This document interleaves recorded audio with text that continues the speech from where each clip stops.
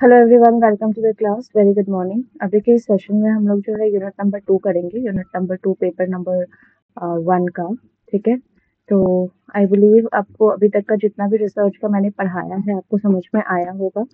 And हम लोग hypothesis start करने वाले थे, तो इस सेशन से हाइपोथेसिस को देखते हैं। हाइपोथेसिस होता क्या है? ठीक है, तो हाइपोथेसिस मतलब होता है आपका एक टेंटेटिव स्टेटमेंट जिसको आप प्रूव करने वाले हो कि या तो वो ट्रू है या तो वो फॉल्स है।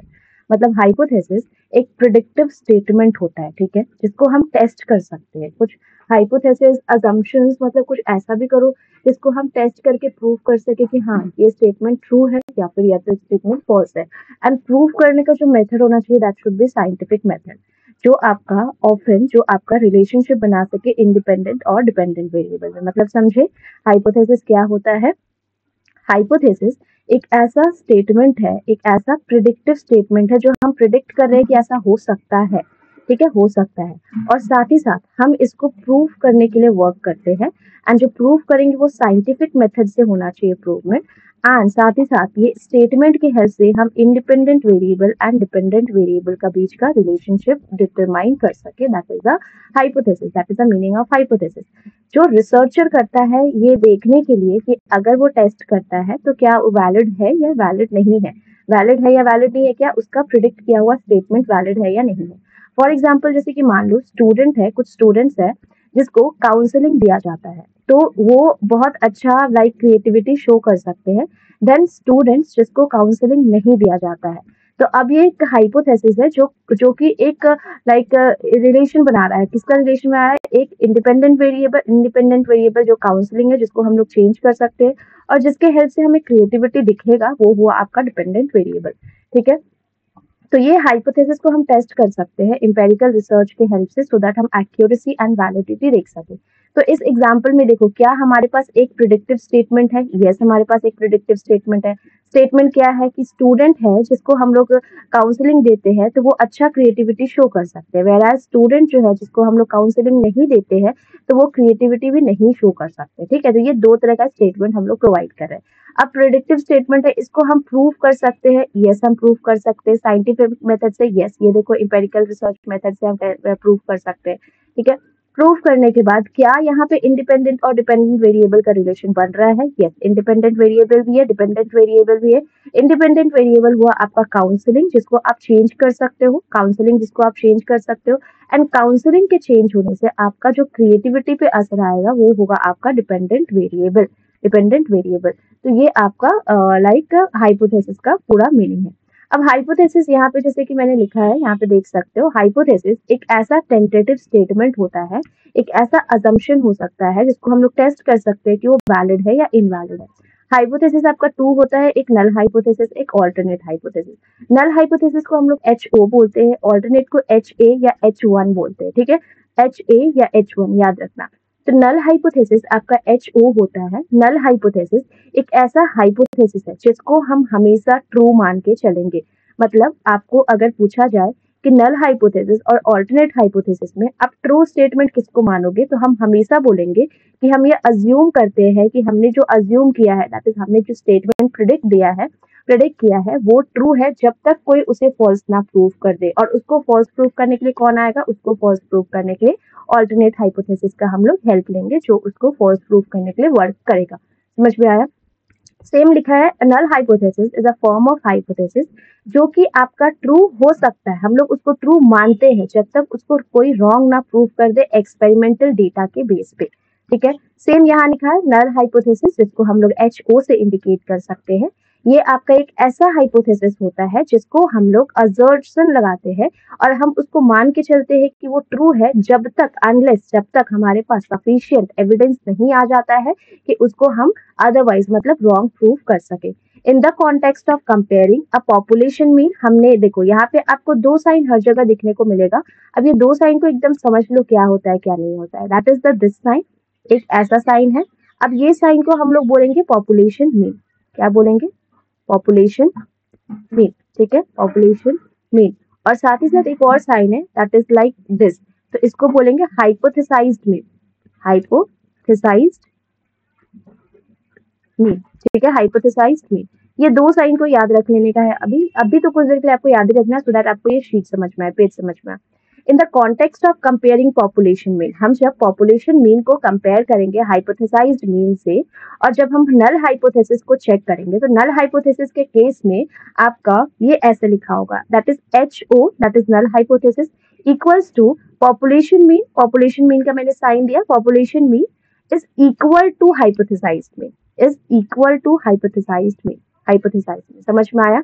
ये आपका नल हाइपोथेसिस के सिनेरियो में हो जाता है, ये आपका नल हाइपोथेसिस के सिनेरियो में हो जाता है। ठीक है, फिर से बता रही हूँ, देखो नल हाइपोथेसिस का मतलब समझा? नल हाइपोथेसिस मतलब वो हाइपोथेसिस जिसको हम अज्यूम करते हैं हमेशा कि वो ट्रू है, जब तक हमारे पास कोई ऐसा प्रूफ ना आ जाए कि वो ट्रू है, मीन्स वो फॉल्स है, तब तक हम उसे ट्रू मान के चलेंगे।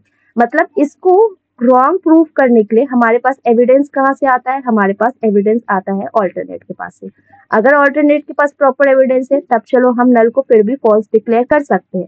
अगर एविडेंस नहीं है, इफ सपोज एविडेंस नहीं है, तब हम इसको ट्रू मान के ही चलेंगे। अब समझो कि नल हाइपोथेसिस को हम लोग पॉपुलेशन मीन और हाइपोथेसाइज्ड मीन में कैसे लिखते हैं। जब हम देखोगे आप, null hypothesis is equal to population mean which is equal to hypothesized mean. मतलब यहाँ पे हम सब कुछ को जब ट्रू मान रहे हैं, सब कुछ सही है, मतलब सब कुछ बराबर है, सब कुछ इक्वल है। ठीक है, next, this essentially states that there is no significant difference. यहाँ पे क्या बोल रहा है? जब सब कुछ इक्वल है तो क्या सबका बीच में कोई डिफरेंस हो सकता है? जब सब कुछ यहाँ पे इक्वल का साइन दिया है तो क्या ये सब कुछ डिफरेंस है? नो, बिल्कुल डिफरेंस नहीं है। Difference between mean and hypothesized mean, ठीक है, ये आपको बताता है। अब हम आ जाते हैं ऑल्टरनेटिव हाइपोथेसिस को, जिसको हम लोग HA के नाम से बोलते हैं। ठीक है, तो आपका ये नल हाइपोथेसिस का सिनेरियो था ये वाला। अब हम आ जाते हैं ऑल्टरनेटिव हाइपोथेसिस पे। Alternative hypothesis, hypo THESIS, alternative hypothesis. Alternative hypothesis में क्या होता है? ऑल्टरनेटिव हाइपोथेसिस को सबसे पहले हम HA से इंडिकेट कर सकते हैं, तो मैं यहाँ लिख दे रही हूँ HA से, या फिर इसको हम H1 भी लिख सकते हैं, हाँ, या H1। ठीक है, अब देखो यहाँ पे भी हम यहाँ पे डिपेंड करता है आपका रिसर्च का क्वेश्चन कैसे है। जैसे कि यहाँ 3 कंडीशन है, one condition is this one, second condition is this one, third condition is this one. सबसे पहला कंडीशन, जब आपका HA is equal to population mean which is not equal to hypothesized mean। अब देखो, अब ये नॉट इक्वल है, मतलब यहाँ ग्रेटर भी हो सकता है और लेस भी हो सकता है। ठीक है, सेम थिंग यहाँ लिखा हुआ है, देखो ये आपका टू टेल टेस्ट को इंडिकेट करता है। जब आपका which is not equal to hypothesized mean, मतलब this is indicating two tailed test को ये इंडिकेट कर रहा है। ठीक है, अब जैसे यहाँ पे देखोगे ये सजेस्ट करता है कि पॉपुलेशन मीन जो है या तो ग्रेटर है या फिर लेस देन है हाइपोथेसाइज्ड मीन। सेम यहाँ लिखा है कि या तो ग्रेटर है या फिर लेस देन है hypothesized mean, less than hypothesized mean, hypothesized mean. समझ में आया? ये वाला फर्स्ट वाला इक्वेशन क्या लिखा मैंने? ऑल्टरनेट हाइपोथेसिस में there is a 3 criteria. Alternate hypothesis में हमारे पास 3 कंडीशन होता है, जहाँ पे नल पे हमारे पास सिर्फ एक ही कंडीशन होता है, सब कुछ इक्वल होता है, नो सिग्निफिकेंस डिफरेंस। यहाँ पे कोई भी नो डिफरेंस इज देयर, है ना, कोई डिफरेंस नहीं है आपस में, सभी कुछ को हम लोग इक्वल मान के चलते हैं, तो कोई डिफरेंस नहीं होता है। बट यहाँ पे ऑल्टरनेट में जब हम, क्योंकि हमारे पास एक एविडेंस आ रहा है, दैट्स वाई पहला कंडीशन हो जाता है कि alternate hypothesis which is in which population mean is not equal to hypothesized mean. मतलब या तो ये ग्रेटर देन या फिर लेस देन हाइपोथेसाइज्ड मीन हो सकता है, और साथ ही साथ ये आपको टू टेल टेस्ट को शो करता है रिलेशनशिप। अब सेकेंड में आ जाते हैं, जब आप देखोगे alternate mean is equal to क्या है यहाँ पे? Population mean is greater than hypothesized mean, greater than hypothesized mean. अब इसमें देखो यहाँ लिखा है is greater than hypothesized mean, मतलब यहाँ पे फर्स्ट ऑफ ऑल ये वन कंडीशन को शो कर रहा है, तो this is one tailed test, one tailed test. साथ ही साथ यहाँ पे आप देख सकते हो कि population mean is greater than hypothesized mean, THESIZED, hypothesized mean. ठीक है, समझ में आ गया। अब हम आ जाते हैं थर्ड कंडीशन पे। थर्ड कंडीशन क्या होता है वो देख लो। थर्ड कंडीशन जो कि आपका ऑल्टरनेट को ही शो करता है, इन विच ये population mean is smaller than hypothesized mean. ठीक है, ये वाला रिलेशन शो करता है, मतलब this is also one condition को शो कर रहा है। तो ये आपका हो गया वन टेल्ड टेस्ट। ठीक है, वन टेल्ड टेस्ट। अब यहाँ पे देखो क्या लिखा है, population mean is less than hypothesized mean.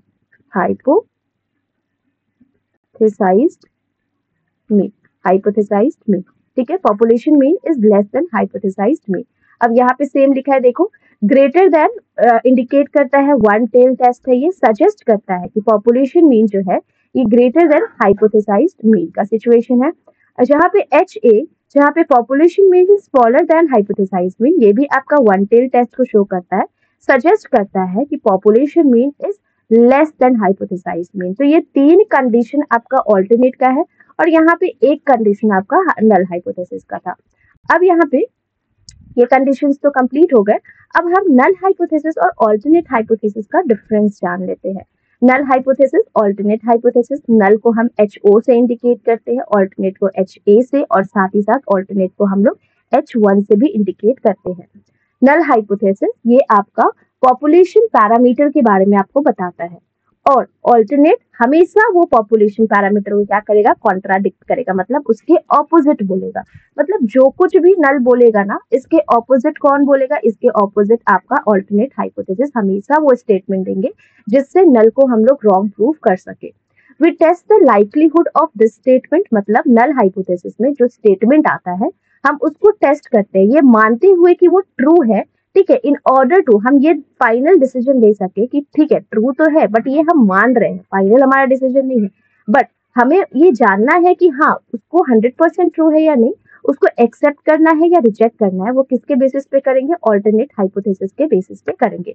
और ऑल्टरनेट में हम यहाँ पे जो भी स्टेटमेंट डिटरमाइन कर रहे हैं, या तो एक्सेप्ट या फिर रिजेक्ट करने के लिए, किसको एक्सेप्ट या रिजेक्ट करने के लिए, नल हाइपोथेसिस को एक्सेप्ट या रिजेक्ट करने के लिए। जहाँ पे नल हाइपोथेसिस हमेशा ट्रू होता है, बट स्टिल यहाँ पे null hypothesis is always true, but इसको रॉन्ग प्रूव करने के लिए आपको कौन स्टेटमेंट देगा, ऑल्टरनेट देगा। यहाँ पे हम इक्वल को कंक्लूड कर सकते हैं, less than equal to, greater than equal to conclude कर सकते हैं, बट यहाँ पे हम नॉट इक्वल टू को कंक्लूड करते हैं। समझ में आया, नॉट इक्वल टू बोला तो यहाँ से ये लाइन भी हट गया, यहाँ से ये लाइन भी हट गया जो यहाँ पे आपको दिया हुआ है। ठीक है, यहाँ पे आप देख पा रहे हो जो यहाँ पे दिया है वो यहाँ पे जस्ट ऑपोजिट हो जाएगा। तो यहाँ हमेशा हम इक्वल मान के चलते हैं, क्योंकि आपने वो वाला इक्वेशन में भी देखा कि हम लोग यहाँ पे क्या सिचुएशन लेके चल रहे हैं, ये देखो यहाँ पे ये हमेशा इक्वल रहता है। इक्वल मतलब या तो ग्रेटर और लेस होगा हाइपोथेसाइज मीन, या फिर इक्वल, सॉरी ये ऑल्टरनेट का बता दिया, हमेशा इक्वल ही रहेगा। ठीक है, बट आपका ऑल्टरनेट में देखोगे तो इक्वल कहीं नहीं है, या तो ग्रेटर है पॉपुलेशन मीन और हाइपोथेसाइज्ड मीन से, या फिर लेसर है, या फिर ग्रेटर एंड लेसर दोनों का चांसेस है। राइट, तो यहाँ पे इक्वल का कोई चांस नहीं है, बट यहाँ पे इक्वल का चांस है, यहाँ पे इक्वल का चांस है। ठीक है, अब हम आगे बढ़ते हैं टू टेल टेस्ट में। अब ये जो साइन आप देख रहे हो ना, दिस कर्व, इस कर्व को हम लोग नॉर्मल डिस्ट्रीब्यूशन कर्व बोलते हैं। ठीक है, नॉर्मल डिस्ट्रीब्यूशन कर्व का टू टेल है, this is one tail, this is second tail. अब जैसे कि यहाँ पे आपने वन टेल और टू टेल यहाँ पे अभी जस्ट देखा, वन टेल और टू टेल, तो सेम ये वन टेल और टू टेल के बारे में है। अब इस टेल के बेसिस पे हम ये डिसाइड करेंगे कि हमें नल हाइपोथेसिस को एक्सेप्ट करना है या रिजेक्ट करना है। एक्सेप्टेंस या फिर रिजेक्शन जो है किसके ऊपर बेस्ड है, ये टू टेल टेस्ट के ऊपर बेस्ड करता है। अब जैसे कि ये जितना रेड लाइन दिख रहा है ना, ये रेड लाइन आपका रिजेक्शन रीजन को शो कर रहा है, और यहाँ पे भी जो ये रेड लाइन दिख रहा है ना, this is showing the rejection level. And जितना ये व्हाइट लाइन दिख रहा है, ये टोटल का टोटल एक्सेप्टेंस रीजन को शो करता है, हमारा कॉन्फिडेंस लेवल की नहीं, हम इसे एक्सेप्ट कर सकते हैं, हम इसे ले सकते हैं। ठीक है, ये आपका सुटेबल कब होता है, two tail test, two tail test suitable कब होता है, यहाँ पे देखो टू टेल टेस्ट सुटेबल कब होता है, two tail test where is that, हाँ ये देखो टू टेल टेस्ट जब आपका ग्रेटर देन और लेस देन होता है हाइपोथेसाइज मीन तब। तो वही सेम यहाँ लिखा है, जब आपका null hypothesis, this is null hypothesis is equal to population mean and hypothesize mean, and और सुटेबल कब होता है, जब आपका ऑल्टरनेट हाइपोथेसिस में population mean is not equal to hypothesized mean. Same लिखा है, समझ में आया? तब आपका सुटेबल होता है टू टेल टेस्ट। मतलब आप ये समझो कि टू टेल्ड टेस्ट आपका सुटेबल कब है, कब हम टू टेल टेस्ट को सुटेबल मान सकते हैं? व्हेन जब आपका नल हाइपोथेसिस में population mean is equal to hypothesized mean and alternate का क्या हो सकता है, population mean is not equal to hypothesized mean. ये आपका दो कंडीशन है जब आपका टू टेल टेस्ट सुटेबल होता है। सेम यहाँ लिखा है टू टेल टेस्ट सुटेबल होने का। मैं ना यहाँ पे इक्वल का साइन दे रही हूँ तो आप लोग कंफ्यूज हो सकते हो, इसको मैं ऐसे ही कर दे रही हूँ, ठीक है? तो ये पहला कंडीशन है जब आपका टू टेल टेस्ट सुटेबल होता है, जब आपका नल हाइपोथेसिस सारा कुछ इक्वल, हाइपोथेसाइज्ड मीन भी और पॉपुलेशन मीन भी। और ऑल्टरनेट हाइपोथेसिस में when this is not equal, मतलब या तो ग्रेटर देन या तो स्मॉलर देन, मतलब ये टू टेल टेस्ट के बारे में बात हो रहा है, ठीक है? अब नेक्स्ट पे आ जाते हैं। आपका वन टेल टेस्ट की बात करें, मान लो लेफ्ट टेल है, लेफ्ट टेल। अब ये टेल भी ना लेफ्ट और राइट होता है, this side is left and this side is right, ठीक है? This side is left, this side is right. अब इसके बेसिस पे भी हम एक्सेप्टेंस और रिजेक्शन की बात करेंगे। अब यहाँ पे एक्सेप्टेंस एंड रिजेक्शन की अगर बात करें लेफ्ट टेल में, तो ये देखो रिजेक्शन का रीजन इतना काफी है, ठीक है? एंड एक्सेप्टेंस का रीजन इज दिस मच। तो ये आपका वन टेल टेस्ट सुटेबल कब होता है? सबसे पहले जब आपका नल हाइपोथेसिस में population mean is equal to hypothesized mean. तो यहाँ पे मैं सेकेंड कंडीशन लिख दे रही हूँ, आपका सेकेंड कंडीशन दैट इज आपका वन टेल्ड टेस्ट की बात कर रहे हैं, ठीक है? और साथ ही साथ ये लेफ्ट टेल टेस्ट की बात कर रहे हैं, जब आपका null hypothesis is equal to population mean which is also equal to hypothesized mean. और आपका ऑल्टरनेट का क्या सिचुएशन है? ऑल्टरनेट में यहाँ देखो क्या लिखा है, जब आपका null population mean is smaller than hypothesized mean, मतलब population mean is smaller than hypothesized mean, ठीक है? This is one tail test and this is left के क्राइटेरिया में होगा। नेक्स्ट, अब हम आगे बढ़ते हैं। वन टेल टेस्ट ये भी है बट ये राइट टेल है, ठीक है? दिस इज ऑल्सो थर्ड का condition, one tailed test and this is आपका राइट टेल, ठीक है? Right tail. अब यहाँ देखो, यहाँ भी आपका एक्सेप्टेंस और रिजेक्शन जो है राइट टेल टेस्ट के अकॉर्डिंग होगा। यहाँ पे देखो राइट साइड में आपको रिजेक्शन एरिया दिखेगा, राइट साइड में रिजेक्शन एरिया दिख रहा है, राइट? अब ये आपका सुटेबल कब होता है? जब आपका null hypothesis is equal to population mean which is equal to hypothesized mean. And alternate के केसेस में क्या कहना चाह रहे हैं? ऑल्टरनेट के केसेस में you can see population mean is greater than hypothesized mean, ठीक है? तो ये तीन कंडीशन आपको समझने का है, आपको एग्जाम में पूछा जा सकता है और इसका acceptance region is this much, ठीक है? चलो अब आगे बढ़ते हैं कि सिग्निफिकेंस लेवल क्या होता है, कॉन्फिडेंस लेवल क्या होता है, इसको एक बार देख लेते हैं, ठीक है? सिग्निफिकेंस लेवल मतलब ये होता है कि हम कितना रिस्क लेने को रेडी है। सिग्निफिकेंस लेवल को हम अल्फा से इंडिकेट करते हैं एंड सिग्निफिकेंस लेवल आपको बताता है कि आप कितना रिस्क लेने को रेडी है, कि आपने जो स्टेटमेंट दिया है वो फॉल्स हो सकता है, उसको रिजेक्ट करना पड़ सकता है। Confidence level that is 1 minus alpha, means ये वो प्रोबेबिलिटी होता है, कॉन्फिडेंस है हमारा कि हम इतना ट्रू इंफॉर्मेशन, इतना ट्रू पैरामीटर के बेसिस पे हमारा नल हाइपोथेसिस जो है ट्रू हो सकता है। फॉर एग्जाम्पल जैसे कि लेट्स टेक एन एग्जाम्पल, अभी मैंने आपको बताया सिग्निफिकेंस लेवल का, तो आप लिख लेंगे ऐसे एग्जाम नोटबुक में, सिग्निफिकेंस लेवल को हम लोग क्या बोलते हैं? That is the alpha, that is the आपका ये रिस्क आप कितना विलिंग टू टेक, ठीक है? Risk willing to take. And second हो जाता है आपका कॉन्फिडेंस लेवल, तो this is confidence confidence level. Confidence level मतलब क्या हुआ, this is 1 minus alpha, means आपके पास कितना कॉन्फिडेंस है कि आपका नल जो है ये ट्रू है। अब जैसे कि मान लो सिग्निफिकेंस इज आर 0.05, मतलब 5%, दिस इज सिग्निफिकेंस लेवल। तो हमारा कॉन्फिडेंस लेवल कितना होगा, 95% की हमारा नल ट्रू है, ठीक है, 95%। अगर ये हो जाएगा आपका 10%, तो ये कितना हो जाएगा, 90% हो जाएगा। इजी, ठीक है। Significance level and confidence level same यहाँ लिखा है।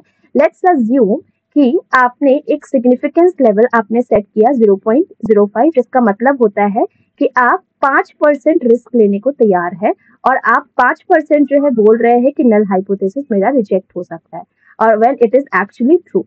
कंसिक्वेंटली आपका कॉन्फिडेंस लेवल कितना हो जाएगा, 95, मतलब आप 95 कॉन्फिडेंस हो, 95% कॉन्फिडेंस हो कि आपका जो पैरामीटर है that lies between the confidence interval, ठीक है। अब ये तो हो गया। अब हम आ जाते हैं पी वैल्यू पे। पी वैल्यू क्या होता है, पी वैल्यू का मीनिंग जान लेते हैं। पी वैल्यू आपका वो वैल्यू होता है जिसके बेसिस पे आप देखते हो कि हाँ हमें एक्सेप्ट करना है या रिजेक्ट करना है। मतलब अगर आपका पी वैल्यू के बेसिस पे आप ये ऑब्जर्व करते हो कि आपका जो हाइपोथेसिस आया है उसको आपको ट्रू करना है या फॉल्स करना, मतलब एक्सेप्ट या रिजेक्ट।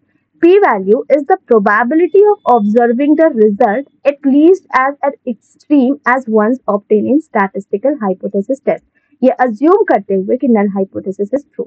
ये आपको बताता है, P value क्या बताता है, is likely to observe कि जो हमारा sample data है ना, ये something जो ज्यादा extreme है। अगर null hypothesis अगर true हुआ, in simple term ये measure करता है strength या evidence against the null hypothesis। Same आपको याद रखना है क्या, देखो उतना दूर तक समझ में नहीं आया कोई बात नहीं, लेकिन ये याद रखना है पी वैल्यू आपका मेजर करता है स्ट्रेंथ स्ट्रेंथ और वीकनेस स्ट्रेंथ और weakness of null hypothesis, null hypothesis. समझ में आया। सेम यहाँ लिखा है, it in simpler term it measures the strength of evidence against null hypothesis। Okay इस तरह मत लिखो,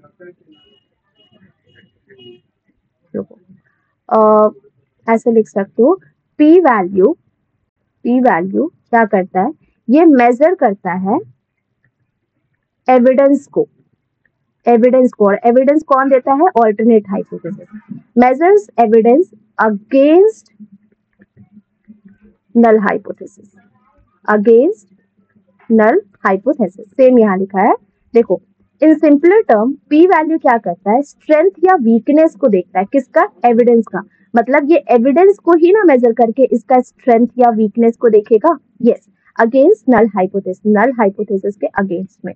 डिसीजन क्या है इसमें, देखो इन हाइपोथेसिस टेस्टिंग पी वैल्यू को हम कंपेयर करते हैं सिग्निफिकेंस लेवल से। मतलब जब हम हाइपोथेसिस टेस्ट कर रहे हैं तो पी वैल्यू को हम मेजर करेंगे सिग्निफिकेंस लेवल से, मतलब जितना हम रिस्क लेने को रेडी है, सिग्निफिकेंस लेवल से हम इसको मेजर करते हैं, ठीक है। नेक्स्ट, पी वैल्यू अगर कम आता है या इक्वल टू सिग्निफिकेंस वैल्यू आता है, लेट्स सपोज पी वैल्यू अगर कम है या इक्वल है to what, to significance value. Significance value को हम अल्फा से भी डिनोट करते हैं, यहाँ पे मैंने बताया था, ये देखो, ठीक है। अगर पी वैल्यू आपका कम है या इक्वल टू है सिग्निफिकेंस वैल्यू का, देन हम रिजेक्ट करेंगे नल हाइपोथेसिस को, देन हम नल को क्या करेंगे, रिजेक्ट करेंगे। समझ में आया पहला कंडीशन। अगर पी वैल्यू कम है या इक्वल टू है आपका सिग्निफिकेंस वैल्यू का, देन हम नल हाइपोथेसिस को रिजेक्ट करेंगे। सेकेंड कंडीशन क्या है, अगर पी वैल्यू आपका ग्रेटर देन सिग्निफिकेंस वैल्यू आता है, if P value is greater than significance value, then हम नल हाइपोथेसिस को हम फेल कर रहे हैं रिजेक्ट करने का, मतलब हम एक्सेप्ट कर रहे हैं, देन नल को हम क्या कर रहे हैं, एक्सेप्ट। आप यहाँ लिख लो ब्रैकेट में, हम fail to reject, REJECT, reject, मतलब हम उसे एक्सेप्ट कर रहे हैं, राइट। तो ये दो कंडीशंस है, समझ में आया। फिर से बताती हूँ, पी वैल्यू क्या है, पी वैल्यू जस्ट एक एविडेंस को मेजर करता है कि वो एविडेंस कितना स्ट्रेंथ है उसका या वीकनेस है अगेंस्ट नल हाइपोथेसिस। अब पी वैल्यू हमेशा ही सिग्निफिकेंस लेवल के अकॉर्डिंग वर्क करेगा। पी वैल्यू अगर कम है या इक्वल टू है सिग्निफिकेंस वैल्यू का, देन हम नल को रिजेक्ट करेंगे। ठीक है, अगर P value is greater than आपका null hypothesis, sorry greater than आपका सिग्निफिकेंस वैल्यू, ग्रेटर देन आपका सिग्निफिकेंस वैल्यू, तो नल को एक्चुअली हमें रिजेक्ट करना था but we fail to do that, मतलब हम उसे एक्सेप्ट कर रहे हैं, सिंपल। ठीक है, अब देखो डिसीजन फेल टू रिजेक्ट। ठीक है, रिलेशन टू अल्टरनेट हाइपोथेसिस। अब जैसे कि हमेशा ही याद रखना कि जितना स्मॉलर पी वैल्यू होता है ना उतना स्ट्रॉन्गर एविडेंस होता है। यहाँ लिख दे रही हूँ मैं सेकेंड एक और कंडीशन, जितना स्मॉलर पी वैल्यू होता है, जितना स्मॉलर पी वैल्यू होता है उतना ही स्ट्रॉन्ग एविडेंस होता है, उतना ही स्ट्रॉन्ग एविडेंस होता है। यहाँ पे देखो जितना स्मॉल है उतना स्ट्रॉन्ग एविडेंस है हमारे पास कि हम उसे रिजेक्ट कर सकते हैं, राइट।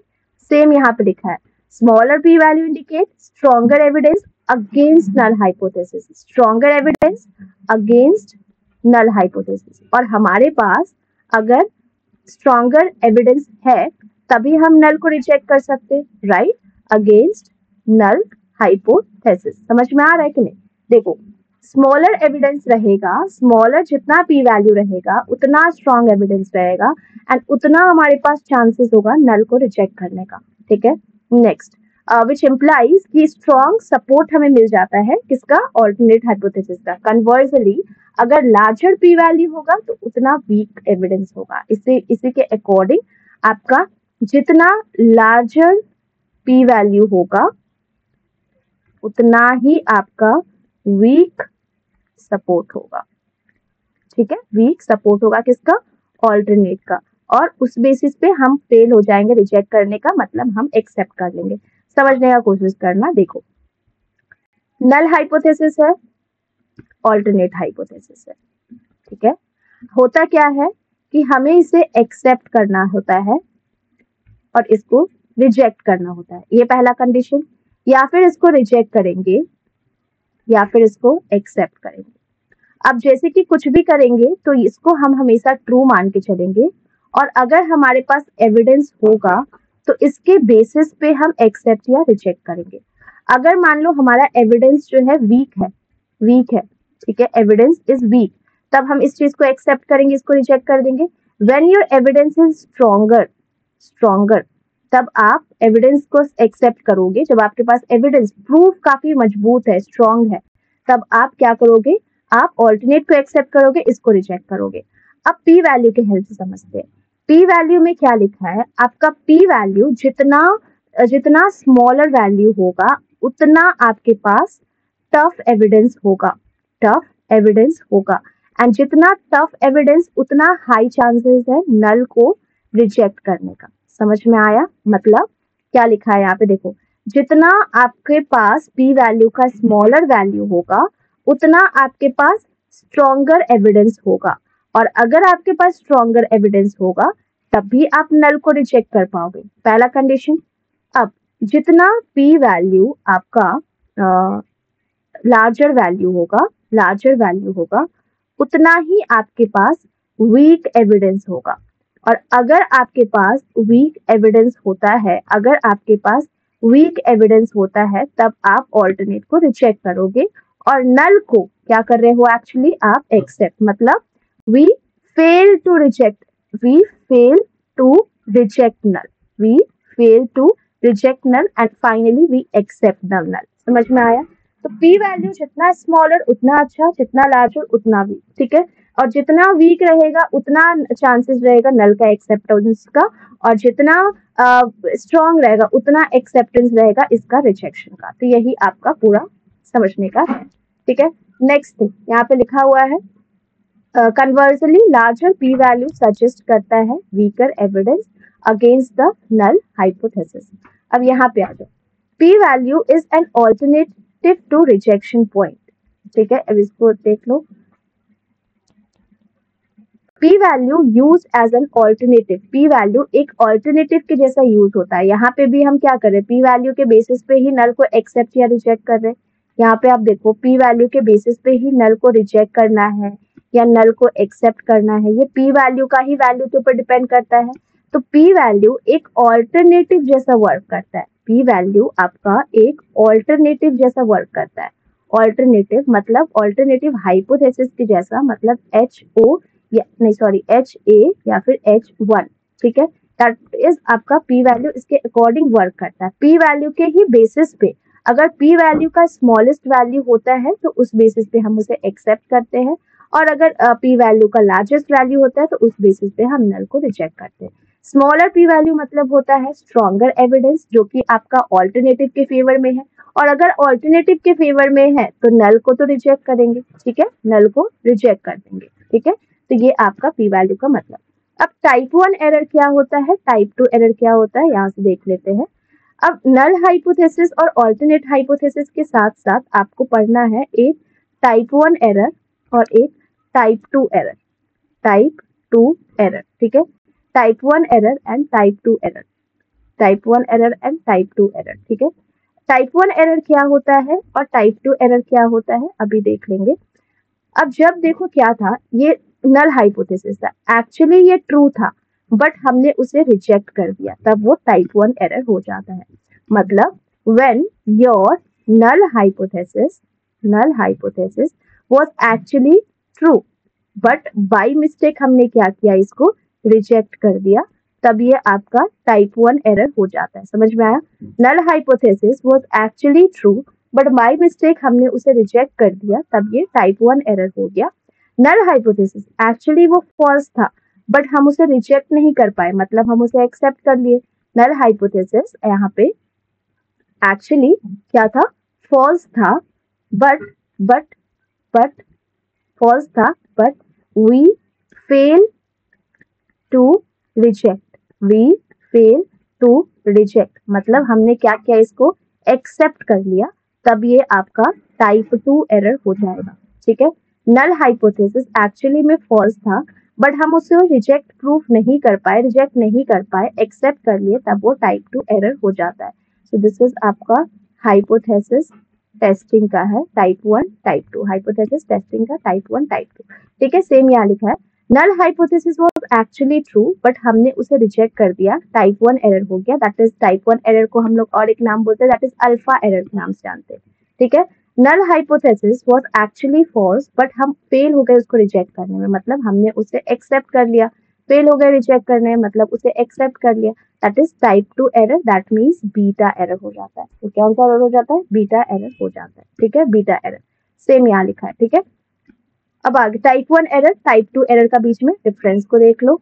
टाइप 1 एरर जो होता है, जहां पे हम क्या कर रहे हैं, रिजेक्ट कर रहे हैं आपका नल को, ऑल्दो दैट इज ट्रू। देखो यहाँ पे लिखा है टाइप 1 एरर क्या होता है, हम रिजेक्ट कर रहे हैं, क्या कर रहे हैं, रिजेक्ट कर रहे हैं, we are doing rejection, we are doing rejection, although that is true. वो क्या था, ट्रू था, फिर भी हम उसे रिजेक्ट कर दिए, तो ये आपका टाइप 1 हो गया। सेम यहाँ लिखा है, वो ट्रू था बट हम उसे रिजेक्ट कर दिए, दैट इज आपका टाइप 1 एरर, जिसको हम लोग अल्फा से डिनोट करते हैं, जहां पे एच ओ दैट इज आपका null hypothesis is actually true, ठीक है। पी आर दैट इज आपका P value equal to error type 1 is equal to P value. Type 2 error तब होता है जब आपका नल इज फॉल्स, आपका यहाँ पे नल क्या था, null is although false, false था, बट स्टिल क्या किया हमने, उसे एक्सेप्ट करने की जगह, फॉल्स था तो उसे रिजेक्ट करने की जगह क्या कर लिया, एक्सेप्ट कर लिया, रिजेक्ट करने की जगह एक्सेप्ट कर लिया, तो दिस इज टाइप 2 एरर, जिसको हम लोग बीटा से डिनोट करते हैं, जहां पे H O is false, H O is false, null is false, ठीक है, नल इज फॉल्स। यहाँ पे भी सेम लिखा है कि null is false but we fail to reject, that is accept, that is beta error, beta error। अब hypothesis testing में आपका एक parametric testing, non parametric testing, ये सब भी आता है, जिसको अभी समझने का है।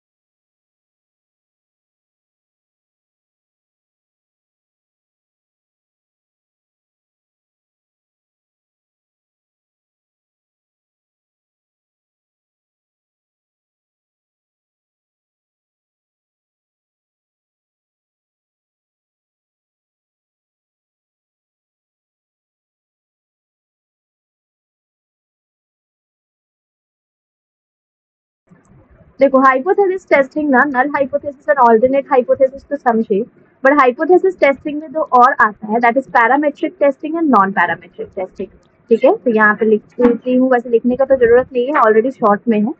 हाइपोथेसिस टेस्टिंग में अगर हम पैरामेट्रिक टेस्टिंग की बात करें, तो पैरामेट्रिक टेस्टिंग में हम खुद से अज्यूम करते हैं पॉपुलेशन के बारे में। अच्छा, मैं लिख के ही बता देती हूँ, इसका मैंने एक ट्रिक भी बताया था आप लोगों को। हाइपोथेसिस टेस्टिंग, hypothesis testing में again we are having two types.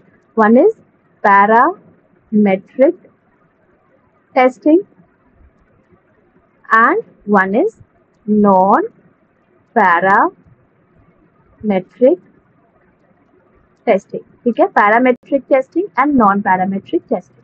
Okay, अब जब आती है बात पॉपुलेशन की, दोनों में हमें किसको लेके चलना है? पॉपुलेशन को लेके चलना है, पॉपुलेशन एंड यहाँ पे भी पॉपुलेशन।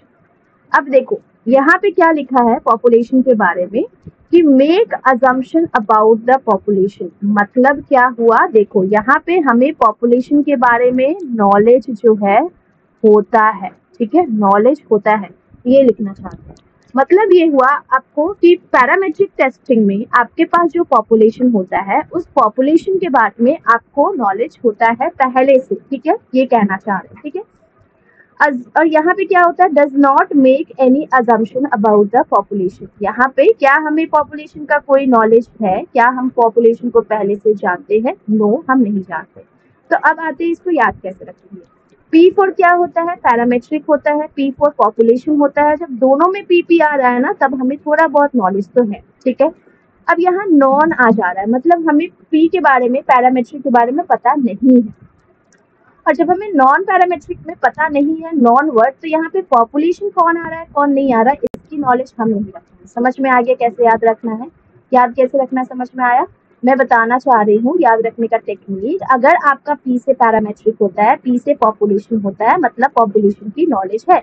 आपका नॉन पैरामेट्रिक होता है, मतलब नॉन पैरामेट्रिक N से स्टार्ट होता है, तो यहाँ पे पॉपुलेशन की नॉलेज है क्या हमें? नो, हमें पॉपुलेशन की नॉलेज नहीं। ठीक है, याद हो जाएगा।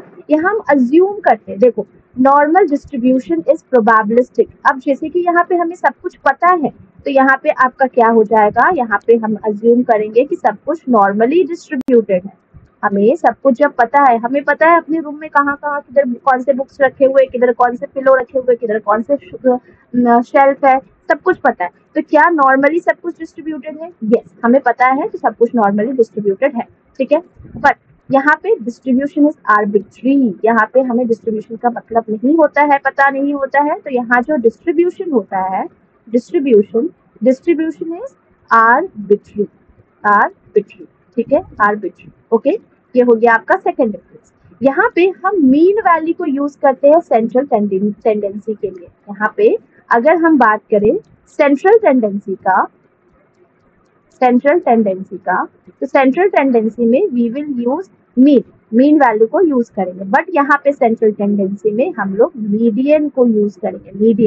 मीडियन। ठीक है, मीडियन कौन है? जैसे देख लो, इसको ऐसे भी याद रख सकते हो, मुझे अभी जस्ट दिमाग में लिख गया। देखो यहाँ पे याद रखने का मैं बताती हूँ। नॉन पैरामेट्रिक में हमें पॉपुलेशन के बारे में नहीं पता होता है और डिस्ट्रीब्यूशन भी आर्बिट्री होता है, तो हमें कोई एक पर्सन चाहिए जो हमें पॉपुलेशन के बारे में बताए। तो हम एक मीडिएटर का हेल्प लेंगे जिसका नाम मीडियन होगा, और मीडिएटर हमको हेल्प करेंगे और गाइड करेंगे पॉपुलेशन के बारे में। तो सेंट्रल टेंडेंसी में हम लोग मीडियन का हेल्प लेंगे। पैरामेट्रिक टेस्टिंग में जहाँ तक कि पॉपुलेशन की बात की जाए, तो पॉपुलेशन के बारे में हमें नॉलेज होता है। और यहाँ पे अगर देखा जाए P4 पैरामेट्रिक, P4 पॉपुलेशन, तो पॉपुलेशन के बारे में नॉलेज है। तो सब कुछ जब हमें नॉलेज है, तो नॉर्मली सब कुछ डिस्ट्रीब्यूटेड है, तो हमारा सेंट्रल टेंडेंसी मीन हो जाएगा। मतलब हमें मीडियन की जरूरत नहीं है, हमें कोई मीडिएटर नहीं चाहिए। बट यहाँ पे जहाँ पे आप देखोगे कि पॉपुलेशन की जानकारी हमें नहीं है, तो हमें एक मीडिएटर पर्सन चाहिए जो हमें पॉपुलेशन के बारे में बता सके। That's why mediator. यहाँ पे आपको प्रीवियस नॉलेज चाहिए होता है पॉपुलेशन का। यहाँ पे आप देखो, तभी लिखा है मैंने नॉलेज है, मतलब आपके पास यहाँ पे you are having the previous knowledge है आपके पास, प्रीवियस नॉलेज है। ठीक है, प्रीवियस नॉलेज है आपके पास, है previous knowledge about the population, you are having that, क्योंकि आप पॉपुलेशन को जानते हो। अबाउट द पॉपुलेशन मतलब आप पॉपुलेशन को जानते हो। ठीक है, दैट्स व्हाई आपके पास प्रीवियस नॉलेज है। और यहाँ पे अगर देखोगे मीडियन वैल्यू को हम लोग सेंट्रल टेंडेंसी में यूज करते हैं और यहाँ पे कोई भी आपको प्रीवियस नॉलेज नहीं चाहिए होता है पॉपुलेशन का, और यहाँ पे आप लिख लो does not require previous knowledge does not require previous knowledge about population. That's why हम इसको मीडियन का एक मीडिएटर का हेल्प लेके सबको समझने की कोशिश कर रहे हैं। इजी है, याद हो जाएगा। देखो कैसे ट्रिक को लगाना है।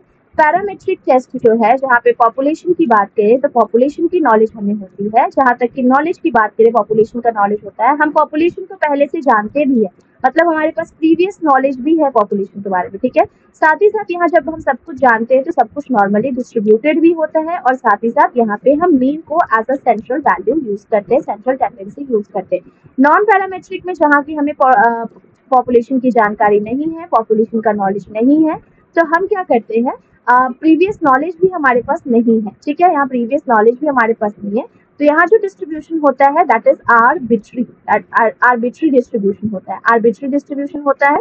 और साथ ही साथ यहाँ पे जब हमें किसी की कोई जानकारी नहीं है तो हम एक मीडिएटर का हेल्प लेंगे जिसको हम लोग बोलते हैं मीडियन, और मीडियन हमारा सेंट्रल टेंडेंसी होगा, सेंट्रल टेंडेंसी वैल्यू होगा, और यहाँ पे मीन आपका सेंट्रल टेंडेंसी वैल्यू होगा। सिंपल है, याद करना इजी है, याद हो जाएगा। अब देखो इन समरी पैरामेट्रिक टेस्ट जो होता है ये सिर्फ और सिर्फ अजम्पशन पे बेस करता है पॉपुलेशन के बारे में, जो अजम्पशंस हम पहले से जानते हैं, और नॉर्मली सब कुछ डिस्ट्रीब्यूटेड होता है। Whereas नॉन पैरामेट्रिक टेस्ट की बात करें तो यहाँ पे हमारे पास कोई भी अजम्पशंस नहीं होता है, क्योंकि हमारे पास पॉपुलेशन के बारे में भी कोई आइडिया नहीं होता, अननोन होते हैं उस रिगार्डिंग, ठीक है। तो सेम यहाँ लिखा है पैरामेट्रिक, जहाँ पे पॉपुलेशन के बारे में जानते हैं, नोन होता है पॉपुलेशन, हम मीन को सेंट्रल टेंडेंसी यूज करते हैं और नॉर्मली डिस्ट्रीब्यूटेड होता है। नॉन पैरामेट्रिक पॉपुलेशन के बारे में no knowledge, previous knowledge no knowledge, central tendency median, that is mediator का हेल्प लेते हैं हम सबको जानने के लिए, और यहाँ पे नॉर्मली डिस्ट्रीब्यूटेड नहीं होता है, मतलब क्या होता है यहाँ पे आर्बिट्री होता है, डिस्ट्रीब्यूशन आर्बिट्री होता है, ठीक है। देन अब पैरामेट्रिक टेस्ट में ना और नॉन पैरामेट्रिक टेस्ट में आपका कुछ और टेस्ट को हम लोग जानेंगे जो उसके अंदर इंक्लूडेड है, जो आपका रिसर्च में पूछा जाता है क्वेश्चन में। जैसे कि पैरामेट्रिक में सारे शॉर्ट नेम्स आ जाते हैं, सारे शॉर्ट नेम्स आ जाते हैं। नॉन पैरामेट्रिक में थोड़ा बिग नेम्स आएगा।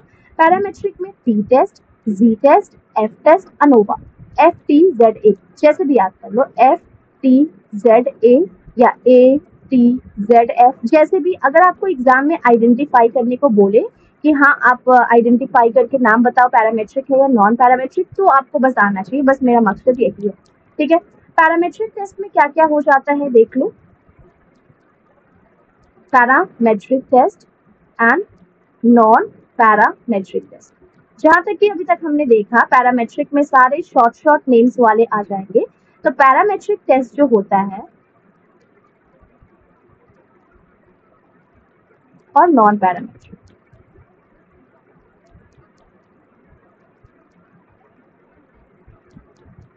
Okay. Parametric test, F test, G test, T test, ANOVA, ठीक है। F test, G test, T test, ANOVA, F test, G test, T test, ANOVA, F test, G test, T test, ANOVA, ठीक है। Non parametric chi square test, Mann Whitney test, Kruskal Wallis test, और एक test है, क्या test है वो, नहीं, 3 ही test है। Chi square test, Mann Whitney test, Kruskal Wallis test. Mann Whitney को ही यू टेस्ट बोलते हैं, क्रुशॉल को ही एच टेस्ट बोलते हैं, ठीक है। अब एक एक करके सबको देख लेते हैं क्या क्या इसका मीनिंग होता है, ठीक है।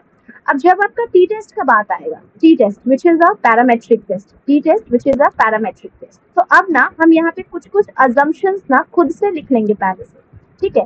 क्योंकि ये पैरामेट्रिक टेस्ट है तो अपने नोटबुक में लिखते जाओ, क्योंकि ये पैरामेट्रिक टेस्ट है तो यहाँ पे हमें पॉपुलेशन के बारे में आइडिया होगा, क्योंकि पैरामेट्रिक टेस्ट में भी हमें पॉपुलेशन का आइडिया होता है।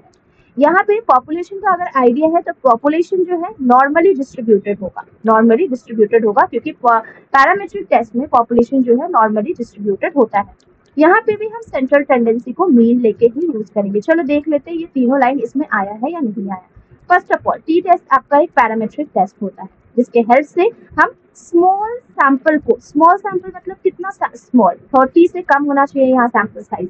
मतलब अगर टी टेस्ट का आपको एक फीचर देता है कि क्या टी टेस्ट में सैंपल साइज 29 हो सकता है, यस 29 सैंपल साइज हो सकता है।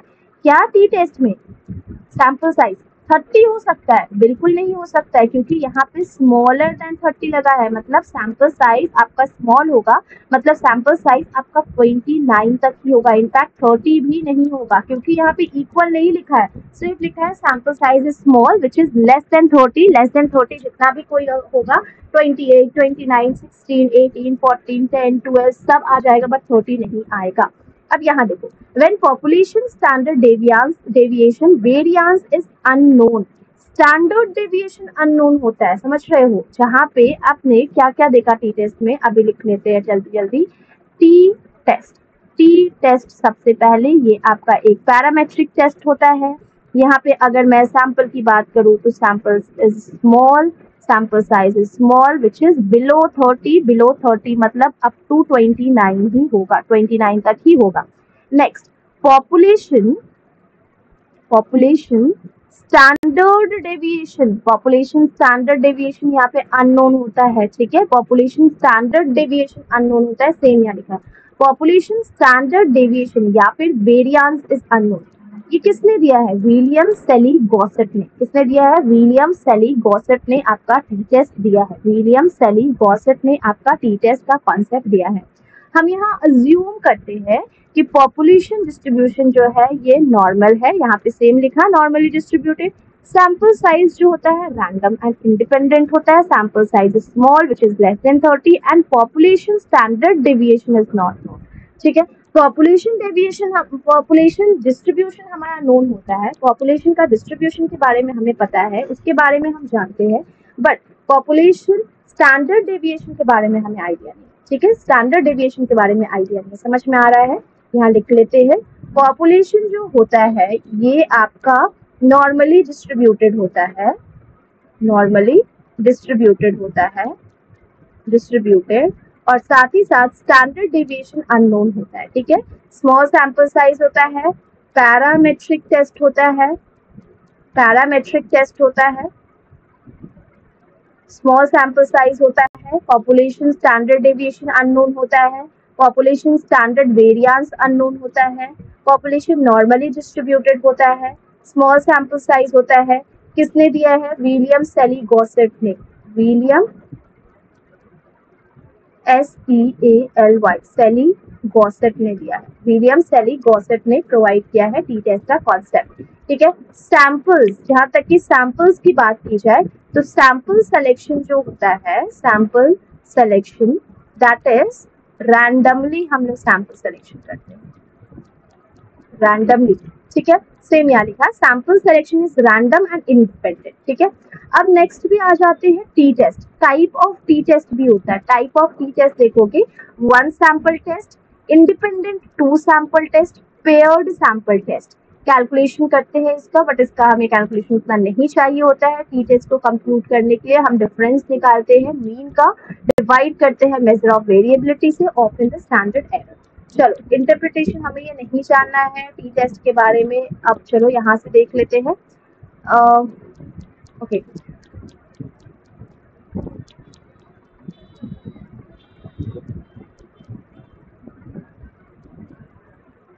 ठीक है।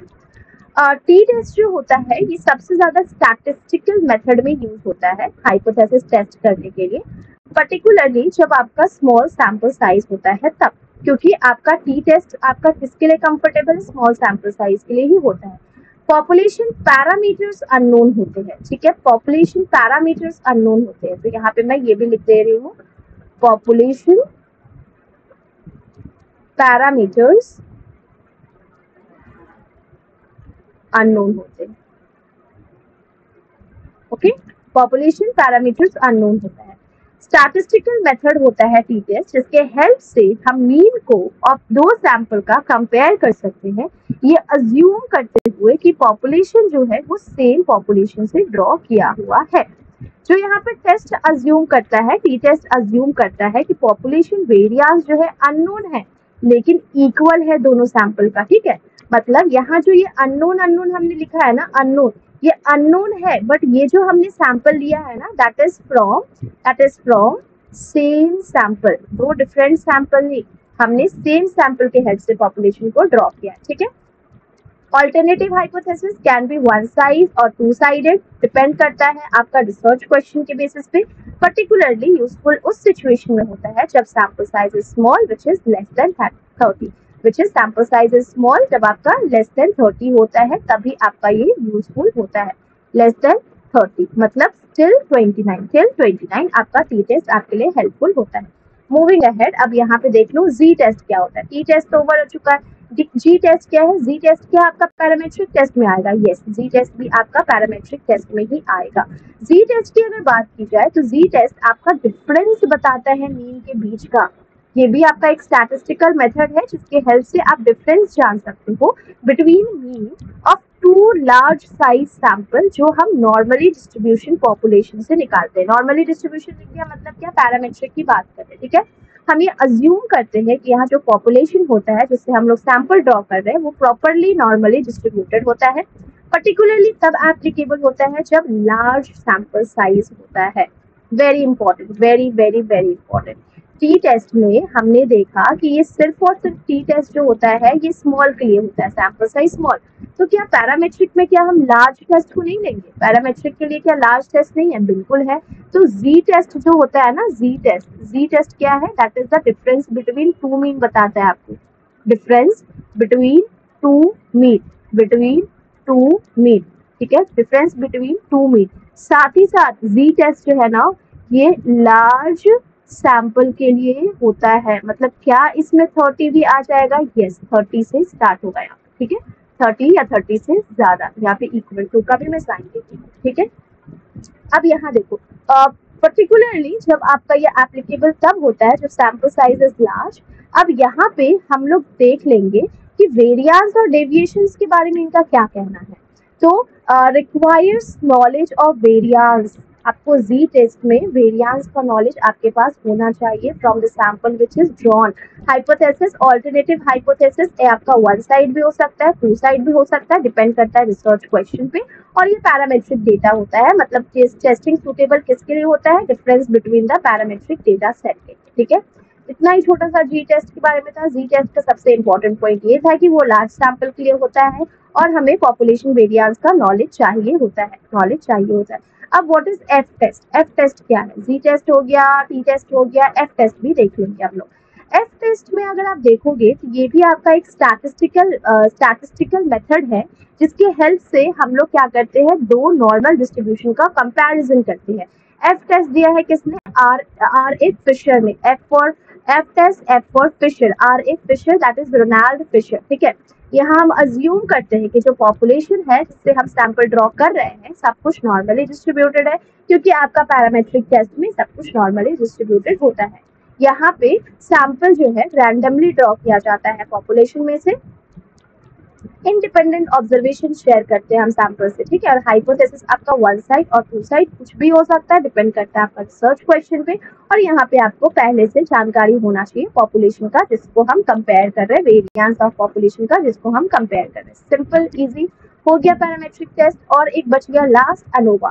तो अनोवा जो है ना, अनोवा भी ये मत सोचो कि एफ टेस्ट का कोई फुल फॉर्म नहीं था, टी टेस्ट का कोई फुल फॉर्म नहीं था, तो अनोवा का भी कोई फुल फॉर्म नहीं होगा, क्योंकि बताना चाहूंगी मैं आपको कि अनोवा का भी एक फुल फॉर्म है, ठीक है। अनोवा का फुल फॉर्म क्या है? Analysis of variance. अनोवा का full form is analysis of variance. अगर एग्जाम में वो लिख देता है कि अनोवा का फुल फॉर्म बताने को, ठीक है, तो अनोवा का full form is analysis of variance. Analysis of variance, analysis of variance is known as Fisher's ANOVA. तो क्या इसको भी फिशर ने दिया है जो एफ टेस्ट दिए थे? यस, बिल्कुल। आर ए फिशर ने एफ टेस्ट भी दिया, आर ए फिशर ने अनोवा भी दिया। अनोवा का फुल फॉर्म हो गया आपका analysis of variance, analysis of variance. ANOVA जो है ये आपका टी टेस्ट का एक्सटेंशन है। क्या बोल रही हूँ मैं? अनोवा, ठीक है। अनोवा जो है ना, ANOVA that is analysis of variance, ये आपका आर ए फिशर ने दिया है, आर ए फिशर ने। और ये ना एक्सटेंशन है टी टेस्ट का। क्या है? एक्सटेंशन है of T test. T test कौन सा? जो हमने सबसे बिगिनिंग में पढ़ा था, ये वाला टी टेस्ट, इसकी बात कर रहे हैं, ठीक है। ये एक्सटेंशन है टी टेस्ट का। कौन सा एक्सटेंशन है? अनोवा एक्सटेंशन है टी टेस्ट का, ठीक है। अनोवा जो है ये एक्सटेंड करता है principles of T test and compare करता है mean across more than 2 sample, मतलब 2 से भी ज्यादा सैंपल को चाहिए होगा तब हम कौन सा यूज करेंगे, अनोवा को यूज करेंगे। 2 सैंपल चाहिए तब टी टेस्ट, 2 से ज्यादा चाहिए तब हम किसको यूज करेंगे, अनोवा को यूज करेंगे। It compares the mean of more than 2 sample groups simultaneously, मतलब अनोवा जो है ये 2 या 2 से ज्यादा, मोर देन 2 समझो, मोर देन 2, क्योंकि 2 के लिए तो टी टेस्ट है ना हमारे पास, तो मोर देन 2 सैंपल का जब हमें कंपैरिजन करना होगा तब हम अनोवा का हेल्प लेंगे। अनोवा के हेल्प से हम कंपेयर कर सकते हैं सेवरल पॉपुलेशन मीन को एट द सेम टाइम पे, ठीक है।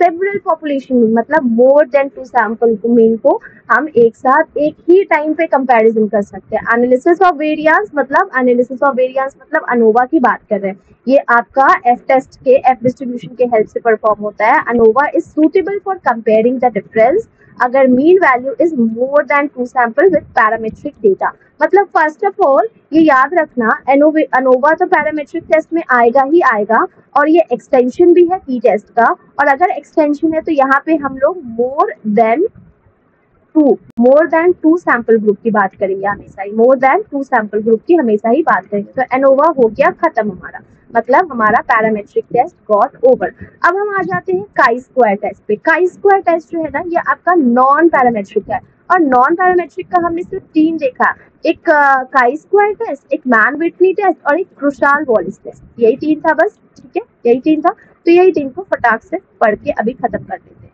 ओके। चलो chi square test, chi square test क्या है? काई स्क्वायर टेस्ट जो है ये आपका first of all non parametric statistical test होता है, जो कि आपका चेक करता है कैटेगोरियल वेरिएबल का बीच का association between the categorical variable.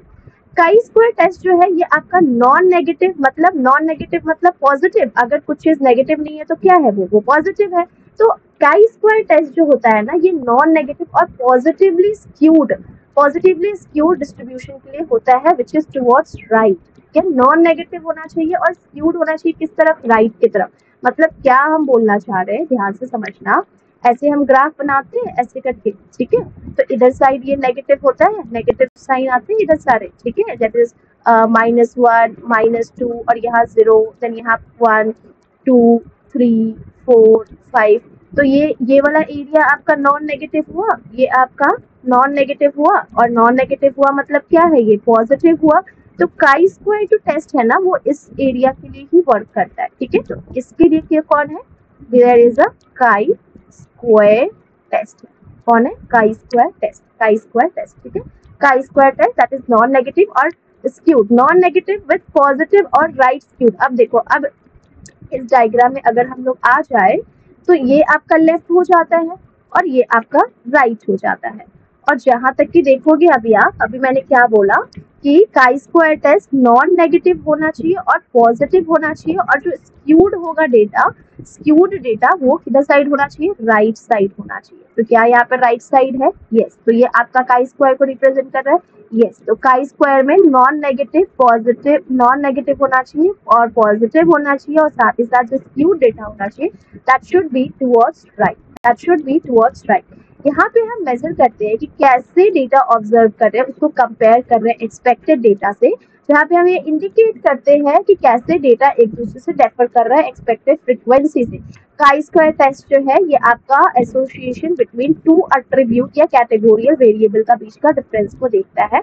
Degree of freedom की बात की जाए काई स्क्वायर टेस्ट में तो वो हम लोग कैलकुलेट करते हैं R1 - C1। What is this R मतलब हुआ रो एंड C मतलब हुआ कॉलम, तो रो -1 कॉलम -1 एंड दोनों को मल्टीप्लाई, मतलब काई स्क्वायर टेस्ट में अगर डिग्री ऑफ फ्रीडम हमें चेक करना होगा तो this is row -1 multiplied by column -1, simple, very easy. तो काई स्क्वायर टेस्ट में डिग्री ऑफ फ्रीडम चेक करने के लिए R-1 एंड कॉलम -1 को हम लोग फॉलो करते हैं।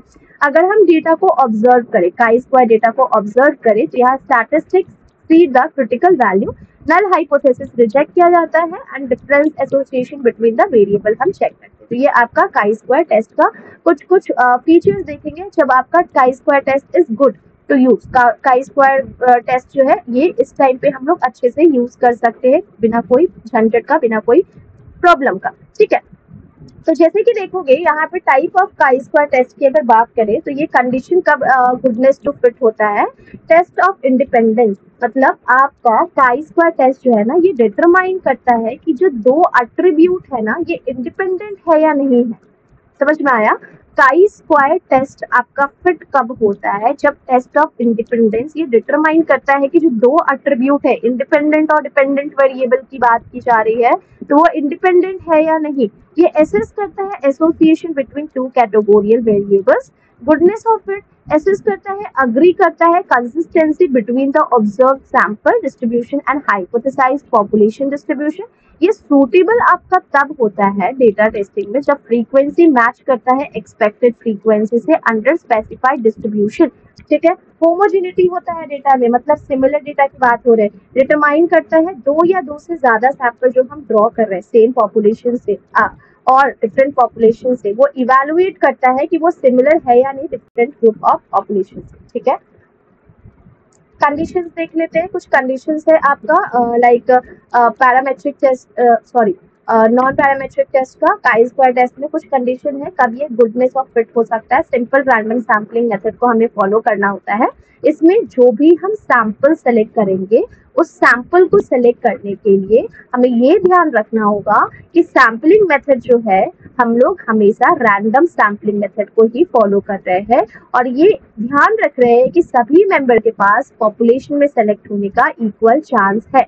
कैटेगोरियल वेरिएबल, ये वेरिएबल आपका the variable under study must be categorical होना चाहिए, मतलब आपका कैटेगरीज या ग्रुप में होना चाहिए।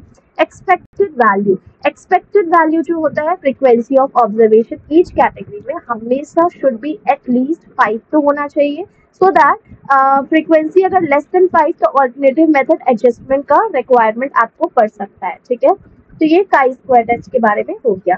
क्रुशॉल वॉलिस के बारे में आप जान लेते हैं। क्रुशॉल वॉलिस को हम लोग एच टेस्ट भी बोलते हैं और हमेशा याद रखना क्रुशॉल दैट इज क्रुशॉल से आपको रैंक को याद रखना है। किसको याद रखना है? क्रुशॉल से रैंक को याद रखना है, रैंक को। ठीक है, रैंक को याद रखना है।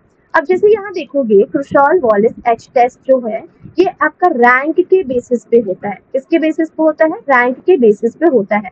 मतलब क्रुशॉल वॉलिस एच टेस्ट जो है ये आपका रैंक के ऊपर बेस्ड करता है। ये भी आपका एक नॉन पैरामेट्रिक टेस्ट होता है जिसके हेल्प से आप ये देख सकते हो कि दो या दो से ज्यादा group of independent variable continuous या ऑर्डिनल डिपेंडेंट वेरिएबल है या नहीं।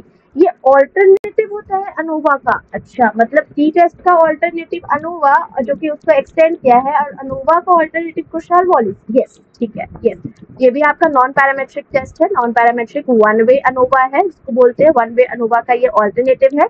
पर्टिकुलरली ये अज्यूम करते हैं नॉर्मेलिटी एंड होमोजेनिटी होता है वेरिएंस में आर वोइलेटेड, मतलब नहीं होता है, सो सॉरी, हम पर्टिकुलरली अज्यूम करते हैं यहाँ पे कि normality and homogeneity of variance are violated, break किया हुआ ये वाला डिसीजन। ठीक है, instead of using actual data value, हम यहाँ पे एक्चुअल डेटा वैल्यू यूज करने की जगह क्रुशॉल वॉलिस टेस्ट जो है ये हमेशा रैंक पे वर्क करता है। रैंक देता है डेटा को अक्रॉस सारे ग्रुप में और फिर इसको कंपेयर करता है एवरेज रैंक से between group of SSC if there are significant difference. Application, ये कॉमनली यूज तब होता है जब डेटा जो है नॉर्मली डिस्ट्रीब्यूटेड नहीं होता है। और नॉन पैरामेट्रिक में क्या डेटा हमारा नॉर्मली डिस्ट्रीब्यूट होता है? नहीं, आर्बिट्री होता है, हमने जस्ट अभी पढ़ा था। तो सेम यहाँ लिखा है कि आपका क्रुशॉल वॉलिस टेस्ट जो है तब यूजफुल होता है जब आपका डेटा नॉर्मली डिस्ट्रीब्यूटेड नहीं होता है, मतलब पैरामेट्रिक टेस्ट जैसा अनोवा आर नॉट मेट। ठीक है, it is suitable for analysing the data with ordinal या कंटिन्यूअस या डिपेंडेंट वेरिएबल। ठीक है, इंटरप्रिटेशन जो इसमें हम करते हैं, the test of produces the static called H test. ठीक है, इसको हम लोग एच टेस्ट भी बोलते हैं, जो कैलकुलेटेड वैल्यू होता है एच वैल्यू की हेल्प से एक्सीड करता है क्रिटिकल वैल्यू को। ये सजेस्ट करता है कि एटलीस्ट एक ग्रुप तो ऐसा होना चाहिए जो डिफरेंट होना चाहिए बाकी सारे अपने वेरिएबल्स। ठीक है, this is Kruskal Wallis test. Overall Kruskal Wallis test जो है ये रैंक पे वर्क करता है। आप यहाँ देख सकते हो पैरामेट्रिक के सारा कंडीशंस यहाँ वॉयलेटेड होते हैं और ये ऑर्डिनल डेटा पे वर्क करता है और कंपेयर करता है मल्टीपल ग्रुप्स को और रैंक पे वर्क करता है। मैन विटनी टेस्ट, जिसको हम लोग यू टेस्ट बोलते हैं, ये लास्ट है शायद नॉन पैरामेट्रिक टेस्ट का, उसके बाद हमारा पैरामेट्रिक और नॉन पैरामेट्रिक भी ओवर हो जाएगा। तो मैन विटनी यू टेस्ट ये क्या है देख लो। Okay, Mann Whitney U test, just a second. Okay, Mann Whitney U test जो है ये भी आपका मैन विटनी यू टेस्ट भी, इसको यू टेस्ट भी बोलते हैं। तो मैन विटनी यू टेस्ट ये भी कंपेयर करता है difference between independent group and dependent group. मतलब दो ग्रुप, एक इंडिपेंडेंट ग्रुप हुआ, एक इंडिपेंडेंट ग्रुप हुआ, दोनों का बीच का डिफरेंस कौन देखेगा? मैन विटनी यू टेस्ट देखेगा। ये आपका ऑर्डिनल और कंटिन्यूअस होता है बट नॉर्मली डिस्ट्रीब्यूटेड नहीं होता है, क्योंकि ये नॉन पैरामेट्रिक टेस्ट है और नॉन पैरामेट्रिक टेस्ट के अंदर अगर ये फॉल कर रहा है मतलब इसका फीचर होना चाहिए कि डेटा यहाँ पे नॉर्मली डिस्ट्रीब्यूटेड नहीं है, आर्बिट्री डिस्ट्रीब्यूशन है।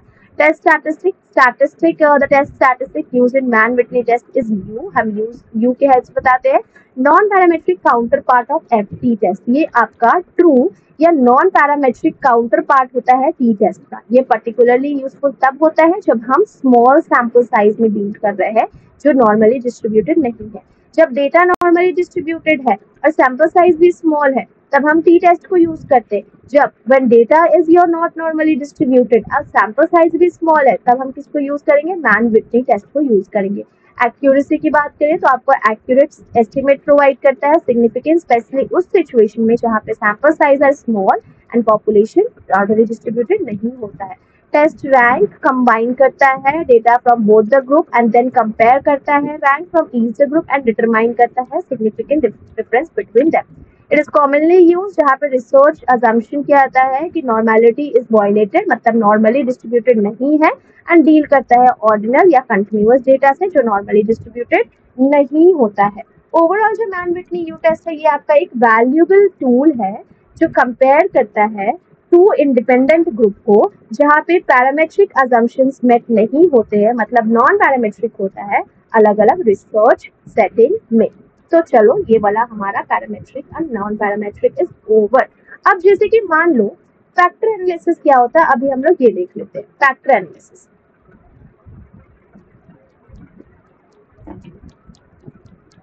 Just a second.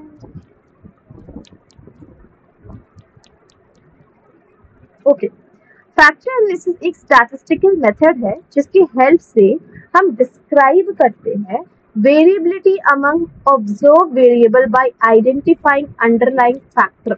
मतलब ये क्या हो गया? ये हुआ कि आपके पास मान लो बहुत ही वाइड डेटा है, बहुत सारा डेटा है, मल्टीपल कोरिलेटेड एक दूसरे से कनेक्टेड डेटा है, आप उसको क्या कर रहे हो? स्मॉलर नंबर में या अनऑब्जर्व फैक्टर में कन्वर्ट कर दे रहे हो। फॉर एग्जाम्पल जैसे कि variation in several observation variables में be primarily reflect the variation in smaller number of latent variable by reducing the dimension of data. हम बहुत सारे डेटा को डायमेंशन मतलब शॉर्ट करके आपको बता रहे हैं। मतलब ये क्या बोल रहे हो मामा? जैसे मान लो मैंने बोला कि ऋतु नाम की एक लड़की है, अब ऋतु को ना लेट्स सपोज ऋतु को मैंने बोला कि ऋतु आप ना अपना मुझे डेली रूटीन का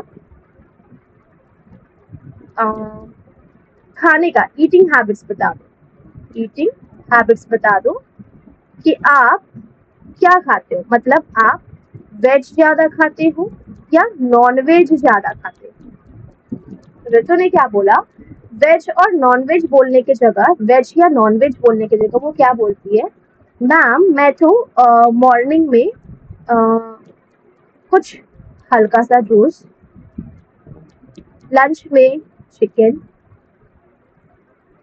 इवनिंग में अगेन कुछ चिकन चाउमीन, नाइट में अगेन कुछ लाइक वही नॉन वेज आइटम ले लो जैसे कि अगेन चिकन, ठीक है। एंड फिर मैंने पूछा फिर तो ब्रेड चिकन, राइस चिकन,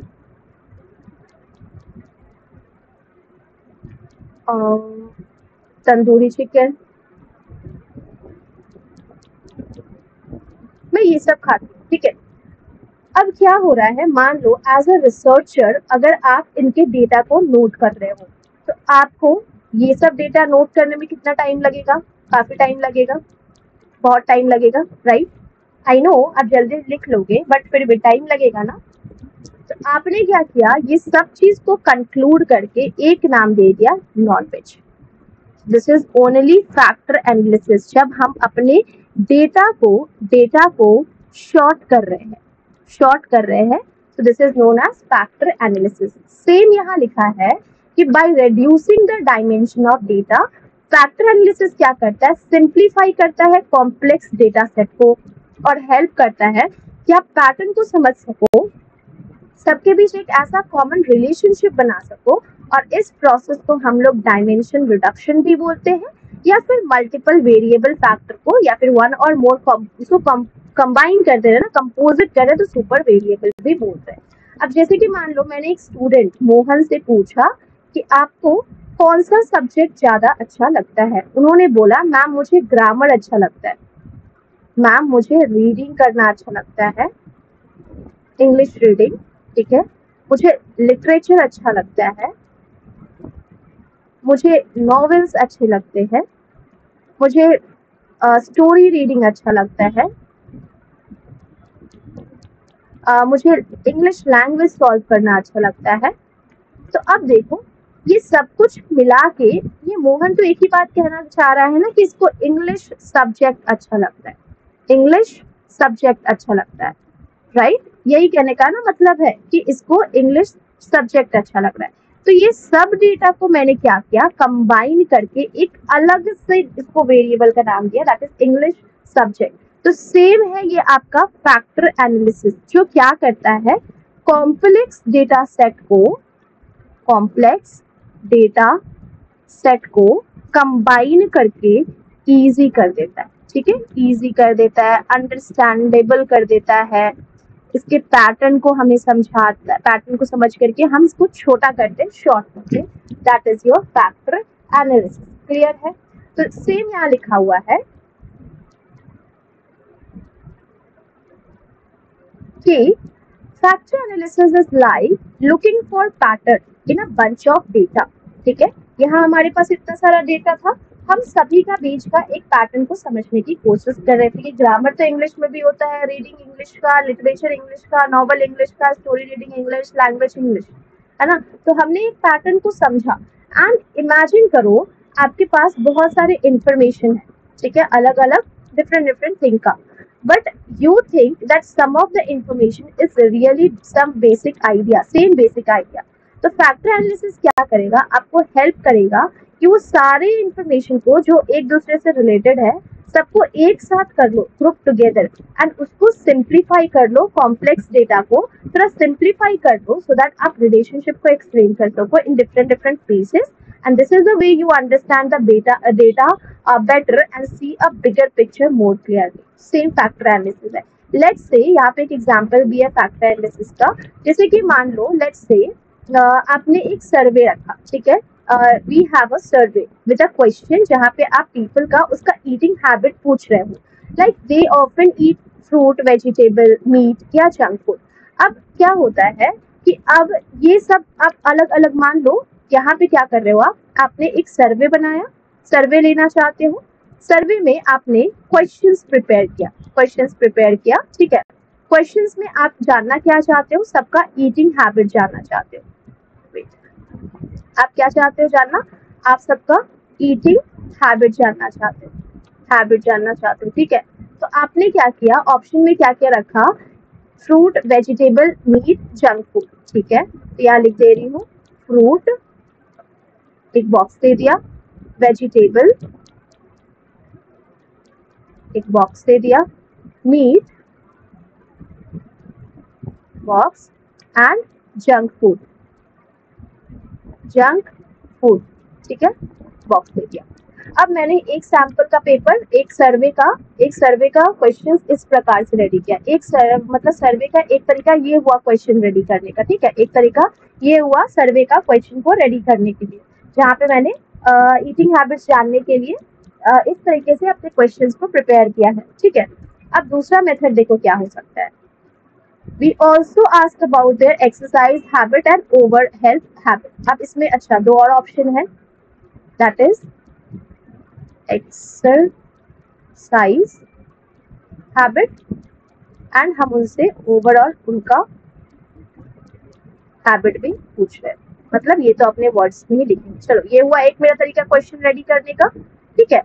अब दूसरा तरीका देखो क्या होता है रेडी करने का। दूसरा तरीका क्या है मेरा क्वेश्चन रेडी करने का?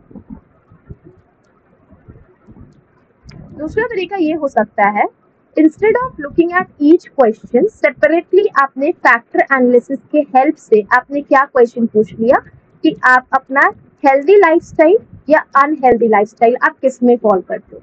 मतलब आप एक हेल्दी लाइफस्टाइल को फॉलो करते हो, अगर करते हो तो बॉक्स में टिक करो, अगर अनहेल्दी लाइफस्टाइल को फॉलो करते हो तो यहाँ पे टिक करो। अब आप खुद देखो कि ये वाला क्वेश्चन को समझने में, टिक करने में एक एक को कितना टाइम जाएगा, राइट? और यहाँ पे एक्सप्लेन करने में कितना टाइम जाएगा। बट अल्टीमेटली हम जानने की क्या कोशिश करें कि वो पर्टिकुलर पर्सन या इंडिविजुअल जो इस सर्वे को फिल करेगा वो हेल्दी लाइफ जी रहा है या अनहेल्दी लाइफ जी रहा है। तो मैंने क्या किया, फैक्टर एनालिसिस के हेल्प से ये जो क्वेश्चंस है ये क्वेश्चंस को कंसाइज किया। ठीक है, पहले मैंने पैटर्न को समझा, पैटर्न को समझ करके पता चला ये शीट में हेल्दी और अनहेल्दी आइटम्स के बारे में लिखा है। उसके बाद फैक्टर एनालिसिस के हेल्प से मैंने उसको शॉर्ट करके सिर्फ ये दो क्वेश्चंस डाल दिए, हेल्दी लाइफस्टाइल फॉलो करते हो या अनहेल्दी लाइफस्टाइल फॉलो करते हो, तो ये मुझे बता दो। ये आपको फैक्टर एनालिसिस को एक्सप्लेन करता है कि फैक्टर एनालिसिस आपको हेल्प करता है कि पहले पैटर्न को समझो, क्वेश्चन को समझो, मीनिंग को समझो, उसके बाद उस चीज को, सेम टॉपिक को कंसाइज करके उसको एक अलग लिख दो। ठीक है, that is the factor analysis. अब लिमिटेशंस क्या होते हैं हाइपोथेसिस टेस्टिंग के, ये जान लो। यहाँ तक आई बिलीव क्लियर होगा आप सबको। कहीं कुछ डाउट होगा तो कमेंट कर देना, मैं आपको रिस्पॉन्स कर दूंगी। एंड वहां से अगर नहीं समझ में आए तो वीडियो चाहिए होगा तो वीडियो के लिए बोल सकते हो, मैं वीडियो भी बना दूंगी। ठीक है, अब कुछ लिमिटेशंस होते हैं हाइपोथेसिस टेस्टिंग के। अब क्या क्या लिमिटेशंस होते हैं? हाइपोथेसिस टेस्टिंग एक टूल है, मतलब हम क्या करते हैं, हाइपोथेसिस टेस्टिंग जब करते हैं तो हम डिसीजन नहीं लेते हैं, ये जस्ट एक टूल है जिसके हेल्प से हम डिसीजन मेकिंग करते हैं, टेकिंग नहीं करते हैं। ठीक है, इट्स नॉट डिसीजन इटसेल्फ। मैंने क्या बोला, डिसीजन मेकिंग कर रहे हैं, टेकिंग नहीं कर रहे हैं। तो हाइपोथेसिस टेस्टिंग से हम डिसीजन मेकिंग करते हैं, डिसीजन लेते नहीं है, बल्कि ये आपको एक एविडेंस के जैसा, एक सपोर्ट डिसीजन के जैसा हेल्प करता है कि आप ये जान सको कि क्या डिसीजन सही है, क्या डिसीजन गलत है। हाइपोथेसिस टेस्टिंग में हम इंडिकेट करते हैं डिफरेंस बिटवीन कि बट वी डोंट एक्सप्लेन, मतलब हम एक्सपेक्ट करते हैं, हम डिफरेंस को समझते हैं बट हम एक्सप्लेन नहीं करते कि क्या हो सकता है क्या नहीं। हम यहाँ पे एक ऐसा सिचुएशन देते हैं जिसकी चांसेस हो सकती है सैम्पलिंग में, अदर फैक्टर आपको don't provide the underline reason.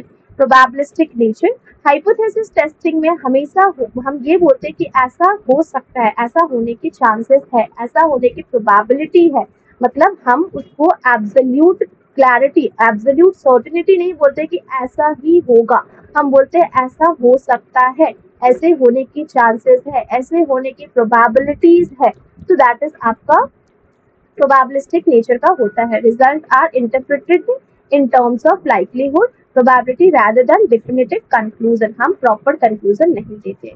Statistical inference draw करते हैं, मतलब एक कंक्लूजन देते हैं जो कि एज अ सिग्निफिकेंस टेस्ट, मतलब आपका रिस्क हो सकता है, नहीं भी हो सकता है, प्रॉपर एक्यूरेट नहीं भी हो सकता है, और आपको एविडेंस के हेल्प से हाइपोथेसिस प्रॉपर प्रूफ नहीं, डिसप्रूव नहीं, बट एब्सोल्यूट सर्टेनिटी भी नहीं देता है।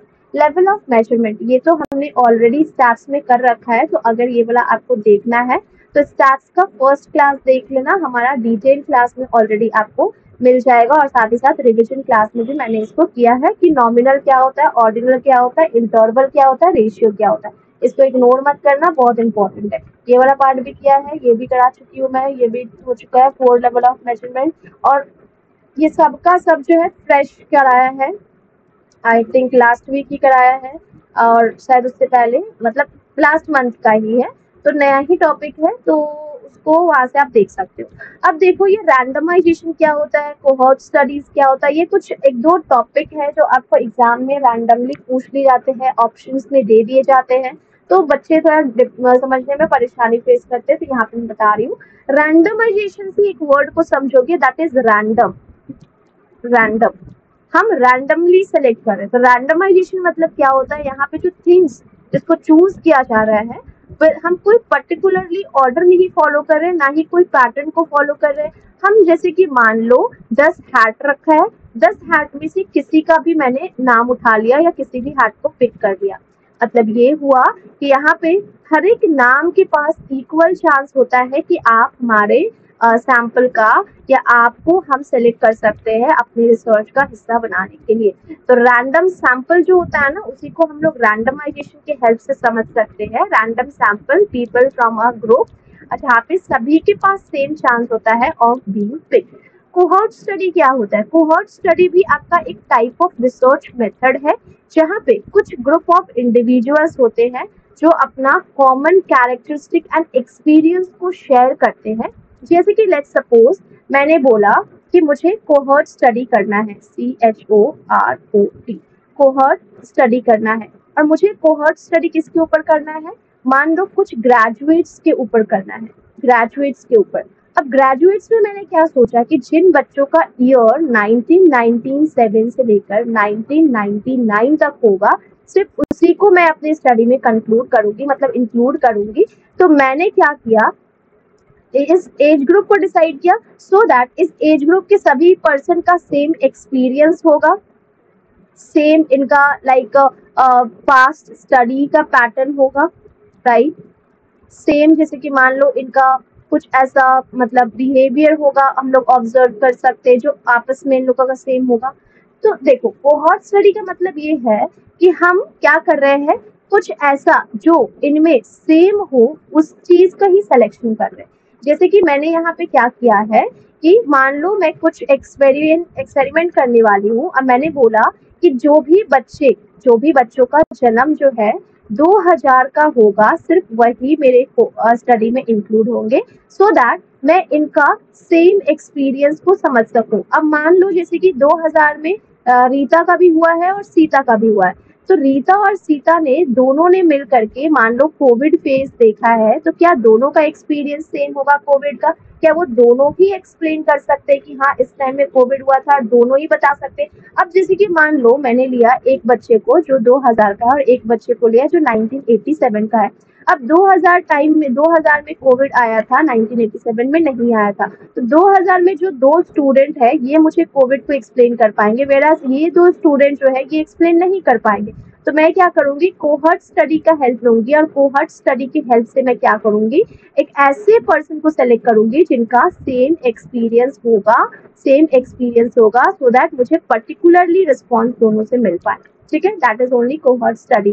ठीक है, जैसे कि मान लो सेम रिस्क फैक्टर टाइम के अनुसार उन्होंने सेम ऑब्जर्वेशन कुछ किया हो और सेम शेयर करें, ये अलाउ करता है रिसर्चर को इन्वेस्टिगेट करने के लिए लॉन्ग टर्म इफेक्ट के लिए एंड एसोसिएट जो कि शेयर कॉमन कैरेक्टरिस्टिक अलग अलग आउटकम में भी। कोहॉर्ट स्टडी फोकस करता है ग्रुप ऑफ इंडिविजुअल पे जो कॉमन कैरेक्टरिस्टिक शेयर करते हैं, जैसे कि साल सेम हो गया या फिर कब जन्म लिए, ग्रेजुएटेड कब थे, कब शादी हो गया। तो ये आपका कोहॉर्ट स्टडी का होता है। प्लेसिबो इफेक्ट क्या होता है? प्लेसिबो इफेक्ट में एक प्लेस वर्ड आ रहा है, प्लेस है ना, प्लेस। तो place of, in the place of, उसकी जगह पे, मैंने उसकी जगह पे आपको ये वाली गोली दी थी, तब आप जाके आज अच्छा फील कर रहे हो। ये आपके मन का गलती था, मन का भ्रम था, इस वजह से आपको लग रहा था ऐसा होता है। मैंने तो आपको कुछ दवा ही नहीं दी, मैंने तो बस चीनी की गोली दी थी आपको, और अब आपके माइंड में ऐसा लग रहा है कि आपने मेडिसिन खाया तब आप बेटर फील कर रहे हो।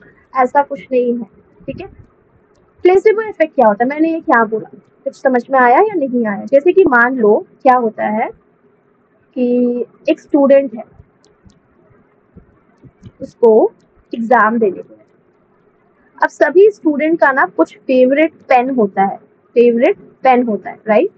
सभी का फेवरेट पेन होता है कि नहीं मैं तो यही पेन से एग्जाम दूंगा। स्कूल टाइम में सब सोचते हैं, स्कूल टाइम में नया नया एग्जाम देने जाओ, सबके पास एक फेवरेट पेन होता है जो सिर्फ और सिर्फ एग्जाम के लिए ही रखते हैं और एग्जाम में ही वो उसको यूज करते हैं। इनफैक्ट वो पेन किसी को यूज करने देते भी नहीं है, फेवरेट पेन। ठीक है, तो एग्जाम होता है, तो ये एग्जाम में ये बच्चा जो है अपना ये फेवरेट पेन लेके जाता है, इसी से अपने पेपर की राइटिंग करता है।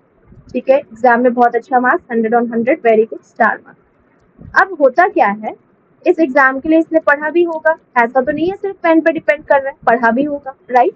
अब नेक्स्ट एग्जाम में क्या होता है कि ये फिर पढ़ता है, ठीक है, एग्जाम देता है, सेम पेन से लिखता है, very good, 100 on 100 star mark. Next exam में क्या होता है, ये पढ़ता भी है और एग्जाम भी देता है, बट इसको इसका पेन नहीं मिलता है, इसको इसका पेन नहीं मिलता है, ये जो पेन है ये नहीं मिलता है, ये पेन कहीं खो गया है। तो इसके पेरेंट्स क्या करते हैं, इसको एक ऑल्टरनेट पेन देखते हैं जो बिल्कुल इसके ऐसा दिखता है, बट वो पेन होता नहीं है, ठीक है। बट जो ये बच्चा डिसअपॉइंट ना फील करे, इस वजह से वो सेम पेन इसके बॉक्स में रख देते हैं, एंड ये एग्जाम भी देता है और ये 100 मार्क्स लाता है, और इसके मन में लगता है कि नहीं, मैंने उस पेन से लिखा, इस वजह से मुझे इतना अच्छा मार्क्स आया। बट एक्चुअली में बात क्या है, एक्चुअली में बात है कि आपने एफर्ट लगाया है, इस वजह से आपके मार्क्स अच्छे आ रहे हैं। ये पेन से कुछ नहीं होता है, ये पेन से कुछ नहीं होता है, राइट। पेन कोई भी हो, आपको वो लिखेगा ही, आपको आपने जो पढ़ा है वो आप लिखोगे, तो आपका पढ़ाई मैटर करता है। तो क्या आप समझ रहे हो कि इस पेन की जगह दूसरा पेन दिया, फिर भी मार्क्स अच्छा आया, मतलब इसके माइंड में थी वो बात, माइंड में। तो मैंने एग्जाम्पल के हेल्प से मैंने क्या समझाना चाहती हूँ कि in place of other thing, in place of pen आपको डिफरेंट पेन दिया गया, but still you scored good, मतलब ये आपके माइंड का गलती था, ये आपके माइंड में भ्रम था। So that is only placebo effect, जहाँ पे उस जगह पे हमने कुछ और आपको दिया, सो दैट आपको माइंड में ऐसा ना लगे कि आप दूसरा पेन से लिख रहे हो, मतलब आपका एग्जाम खराब ही जाना है। आपने सेम फ्लो के साथ एग्जाम दिया, सेम सब कुछ किया, ठीक है, सेम सब कुछ किया और आपका मार्क्स भी अच्छा आया। That is only placebo effect. Placebo effect मतलब ये होता है एक ऐसा सिचुएशन, ठीक है। चलो वो एग्जाम्पल से नहीं समझे तो इससे तो समझ जाओगे। प्लेसिबो इफेक्ट मतलब क्या हुआ, एक ऐसा सिचुएशन जहाँ पे पेशेंट एक्सपीरियंस करता है इम्प्रूवमेंट या परसीव करता है कुछ रिलीफ, कि मुझे थोड़ा अब शांति मिल रहा है।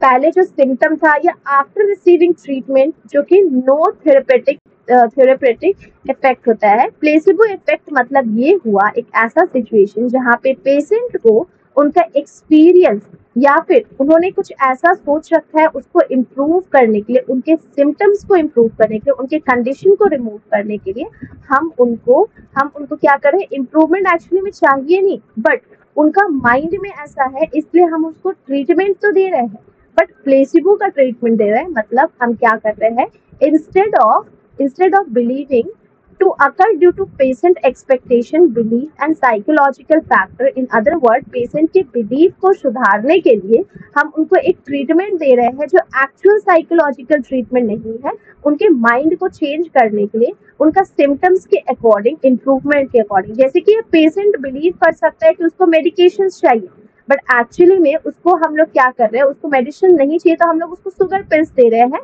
तो आप फिर भी उसमें इम्प्रूवमेंट होगा क्योंकि उसका माइंड का ये था कि नहीं मुझे मेडिसिन चाहिए, बट एक्चुअली में उसको मेडिसिन नहीं चाहिए था, उसको अपना माइंड पे वर्क करने को चाहिए था।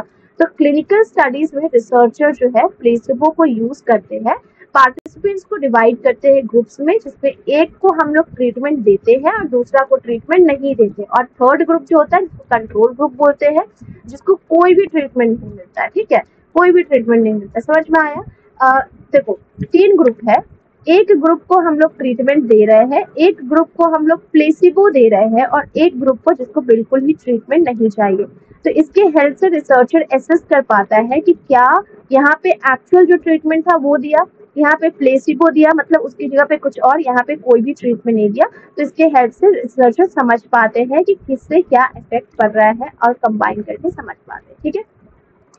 रिसर्चर बायसनेस क्या होता है? रिसर्चर बायसनेस, पर्सनल बायसनेस मतलब क्या होता है, कुछ ऐसा आप अपना मन से लगा दे रहे हो जो एक्चुअल में नहीं करना था आपको। आपने डेटा तो कलेक्ट किया बट प्रॉपर डेटा कलेक्ट नहीं हो पाए, इस वजह से अपने मन से आपने नंबर्स पुट कर दिए, तो वो बायसनेस हो जाता है, जिसकी वजह से आगे जाके एरर आ जाता है, गलती हो जाती है। That is the meaning of biasness. तो बायसनेस भी ना आपका एक एरर है, सिस्टमैटिक एरर है या डिस्टॉर्शन है, जो कि आप डेटा को कलेक्ट करने समय, डेटा को एनालिसिस करने समय, इंटरप्रेट करने समय या डेटा प्रेजेंट करने समय आप कुछ इनएक्यूरेट कंक्लूजन प्रोवाइड कर देते हो, जैसे कि एक्सटर्नल इन्फ्लुएंस या पर्सनल बायसनेस। एक्सटर्नल फैक्टर जैसे कि कुछ हो सकता है कल्चरल फैक्ट इन्फ्लुएंस, या फिर किसी का ओपिनियन लेके, मीडिया हो गया, सोशल मीडिया हो गया, जिसके हेल्प से आपने क्या किया, आपने कुछ एक अलग पॉइंट डाल दिया जो एक्चुअली में करेक्ट नहीं था, जिसकी वजह से आपका डेटा का फाइंडिंग्स जो है रॉन्ग हो गया, गलत हो सकता है। आपने क्या किया, आपने सोचा कि मेरा ये रिसर्च का टॉपिक तो है, मैं क्या कर रहा हूँ, मैं सबसे डेटा कलेक्ट करने की जगह मैं अपना ही इनपुट डाल दे रहा हूँ। या फिर मान लो मैंने क्या सोचा कि मुझे 100 लोगों से डेटा कलेक्ट करना था, मैंने 50 लोगों से ही कलेक्ट किया, 50 लोगों से नहीं कलेक्ट कर पाए, तो 50 तो मैंने डेटा प्रॉपर कलेक्ट किया, 50 का जो नहीं कर पाए, चलो मैं अपना डेटा दे देता हूँ, अपना खुद का डेटा दे देता हूँ अपने अनुसार। तो ये आपका पर्सनल बायसनेस हो जाता है, जो आपका खुद का बिलीफ, आपका खुद का एटीट्यूड, आपका खुद का पास्ट एक्सपीरियंस की वजह से होता है। तो ये बायसनेस से भी ना रिसर्चर जो है कभी कभी डेटा पे गलत कंक्लूजन निकाल लेते हैं, जो कि आपका पर्सनल ओपिनियन पोटेंशियली इन्फ्लुएंस करता है फाइंडिंग को। This is the research biasness. Triangulation क्या होता है? ट्रायंगुलेशन भी आपका एक रिसर्च मेथड है, जहाँ पे डेटा, ट्रायंगल में कितना कॉर्नर्स होते हैं? 3 कॉर्नर्स होते हैं, बिल्कुल 3 कॉर्नर्स होते हैं। तो ट्रायंगुलेशन में आपका multiple source of data use होता है। इन्वेस्टिगेटर या मेथड इन्वेस्टिगेटर्स यूज करते हैं। ये मेथड में हम credibility and validity of study को इम्प्रूव करते हैं bye incorporating various perspective and approaches. Triangulation का एम होता है कि जो भी सिंगल मेथड है उसकी वजह से जो प्रॉब्लम हो रहा है उसको ओवरलाई करना, डेटा को गैदर करते हैं अलग अलग सोर्स से, यूटिलाइज करते हैं, इन्वेस्टिगेट करते हैं अलग अलग टेक्निक से, पार्टिसिपेंट ऑब्जर्व करते हैं, ऑब्जर्व करते हैं, case study and analyse the result using diverse method of data collection. Triangulation आपका 3 प्राइमरी पर्पस के लिए होता है: वैलिडिटी को इनहांस करने के लिए, कॉम्प्रिहेंसिव अंडरस्टैंडिंग प्रोवाइड करने के लिए रिसर्च प्रॉब्लम का, और डेटा को प्रॉपर इंटरप्रेट करने के लिए। ठीक है, दैट इज ट्रायंगुलेशन। अब हम आ जाते हैं कि आईसीटी का रिसर्च का क्या क्या यूज होता है। आईसीटी में इसका क्या यूज है रिसर्च में कौन कौन से एप्लीकेशन का यूज होता है, मतलब जब हम रिसर्च कर रहे होते हैं तो कौन कौन से आईसीटी टूल का हमें यूज करना होता है, कौन कौन से आईसीटी टूल्स का हम यूज लेते हैं, मतलब कंप्यूटर की बात हो रही है। वर्ड प्रोसेसर, प्रेजेंटेशन का कुछ कुछ सॉफ्टवेयर होता है, डेटाबेस मैनेजमेंट पैकेज, कुछ ब्राउजर होता है जैसे कि Microsoft internet explorer, Mozilla Firefox, opera, Netscape navigator, Chrome, Google browser, safari etcetera. Spreadsheet का हेल्प लेते हैं। सर्च इंजन जैसे कि गूगल हो गया, याहू हो गया, इसी से सर्च करते हैं। ऑनलाइन डेटा कलेक्ट करते हैं, डॉक्यूमेंटेशन मैनेजमेंट, डेटा को मैनेज करते हैं ऑनलाइन, और ऑनलाइन डेटा कलेक्शन टूल्स भी होता है। तो ये सब कुछ एप्लीकेशंस है जो कि आईसीटी के हैं, बट स्टिल हम इसको रिसर्च में भी यूज करते हैं। ठीक है, बस इतना ही था। रिसर्च एथिक्स क्या होता है? देखो, रिसर्च एथिक्स का मतलब होता है, एथिक्स मतलब क्या होता है? गाइडलाइंस फॉलो करना, सब कुछ ट्रू फेयर वे में करना। तो रिसर्च जो हम करते हैं ना, उसका भी कुछ एथिक्स होता है, कुछ प्रिंसिपल्स होता है, गाइडलाइंस होता है, जो कि आपको फॉलो करना चाहिए प्रॉपर मैनर में एंड ऑनेस्टी के साथ, एंड आपके जो पार्टिसिपेंट है उसके रिस्पेक्ट के साथ, उनको प्रॉपर राइट और वेलफेयर प्रोवाइड करके। एथिक्स एंड लॉज जो होता है, ये आपको लीगल रेगुलेशंस की बात कर रहे हैं, जो आपके एथिकल प्रिंसिपल पे बेस्ड होता है। लॉज की जैसा नहीं कि कुछ फॉर्मल या इनफोर्सिएबल रूल्स होता है। एथिकल नॉर्म्स मतलब होता है ये थोड़ा ब्रॉडर होता है और ज्यादा इनफॉर्मल गाइडलाइंस होता है, जो शेप करता है बिहेवियर एंड डिसीजन मेकिंग किसका? रिसर्च में। ठीक है, research ethic encompasses various aspects including informed consent, confidentiality, integrity in reporting, finding and protection of vulnerable population, adhering to ethical standards को follow करना, maintain करना trust, credibility and integrity in research community। तो research में आप देखोगे क्या क्या आपका ethics होना चाहिए, क्या क्या ethics आपको follow करना चाहिए। ठीक है, क्या क्या ethics principles guidelines की बात कर रहे हैं हम। रिसर्च एथिक्स में इंटीग्रिटी होना चाहिए, रिस्पेक्ट होना चाहिए। रिस्पेक्ट किसका? आपका जो रिसर्च का सैंपल है उसका तो आप प्रॉपर रिस्पेक्ट करोगे ना, क्योंकि उसके वजह से ही आप क्या कर रहे हो, उसके वजह से ही आप काम कर पा रहे हो, उसकी वजह से ही आपको आपका आंसर्स मिल पा रहा है।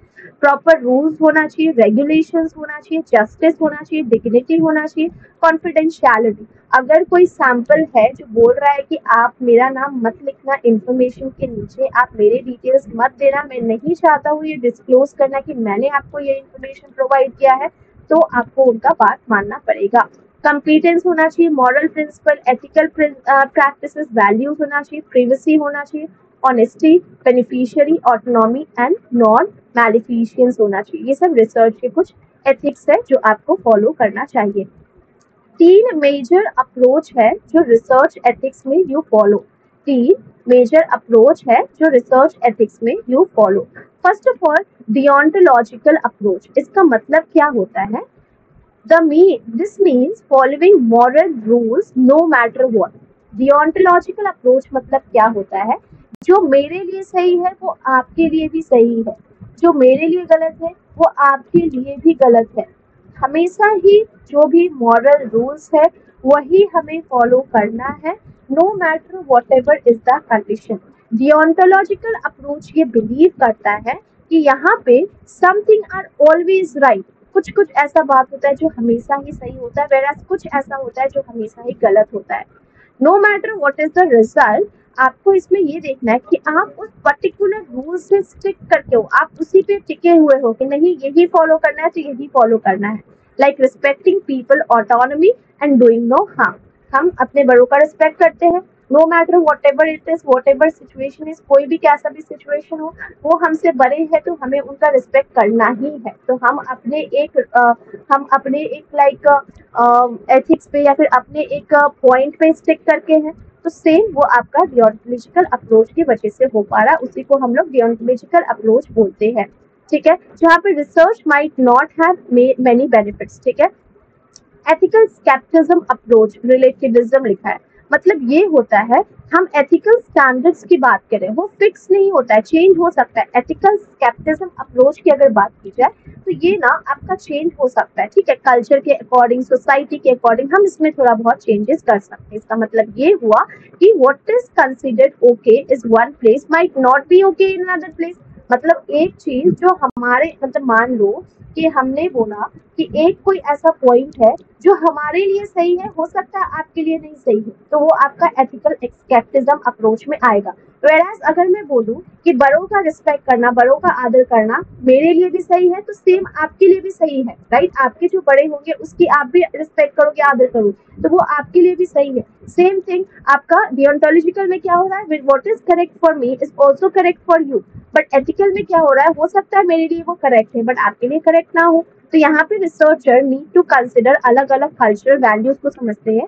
यूटिलिटिज्म अप्रोच में क्या होता है, यहाँ पे हम ये डिसाइड करते हैं व्हाट्स राइट और रॉन्ग। मतलब यहाँ पे बहुत सारे पर्सन जो है हैप्पी या मैक्सिमाइज करने का ओवरवेलमिंग इन रिसर्च, मतलब ये हुआ गुड एंड बैड आउटकम्स को समझना, बेनिफिट्स को समझना, उसके बाद जो हार्म है या जो सही है जो रॉन्ग है उसको डिसाइड करना, that is the utilitive approach. Universal के अकॉर्डिंग वर्क करना, ये समझ लो। ठीक है, अब रिसर्च में इंटरेस्टेड पर्सन कौन कौन होते हैं, मतलब आप जो रिसर्च कर रहे हो उसमें कौन कौन आपका इंटरेस्टेड पर्सन हो सकता है, कौन कौन इंटरेस्ट ले सकता है आपका रिसर्च में। सबसे पहले स्टेक होल्डर का मतलब क्या होता है, स्टेक होल्डर का मतलब हुआ इंटरेस्टेड पार्टीज। तो इंटरेस्टेड पार्टी कौन कौन है आपके रिसर्च का, ये समझने का है। तो इंटरेस्टेड पार्टीज कौन कौन है देख लो।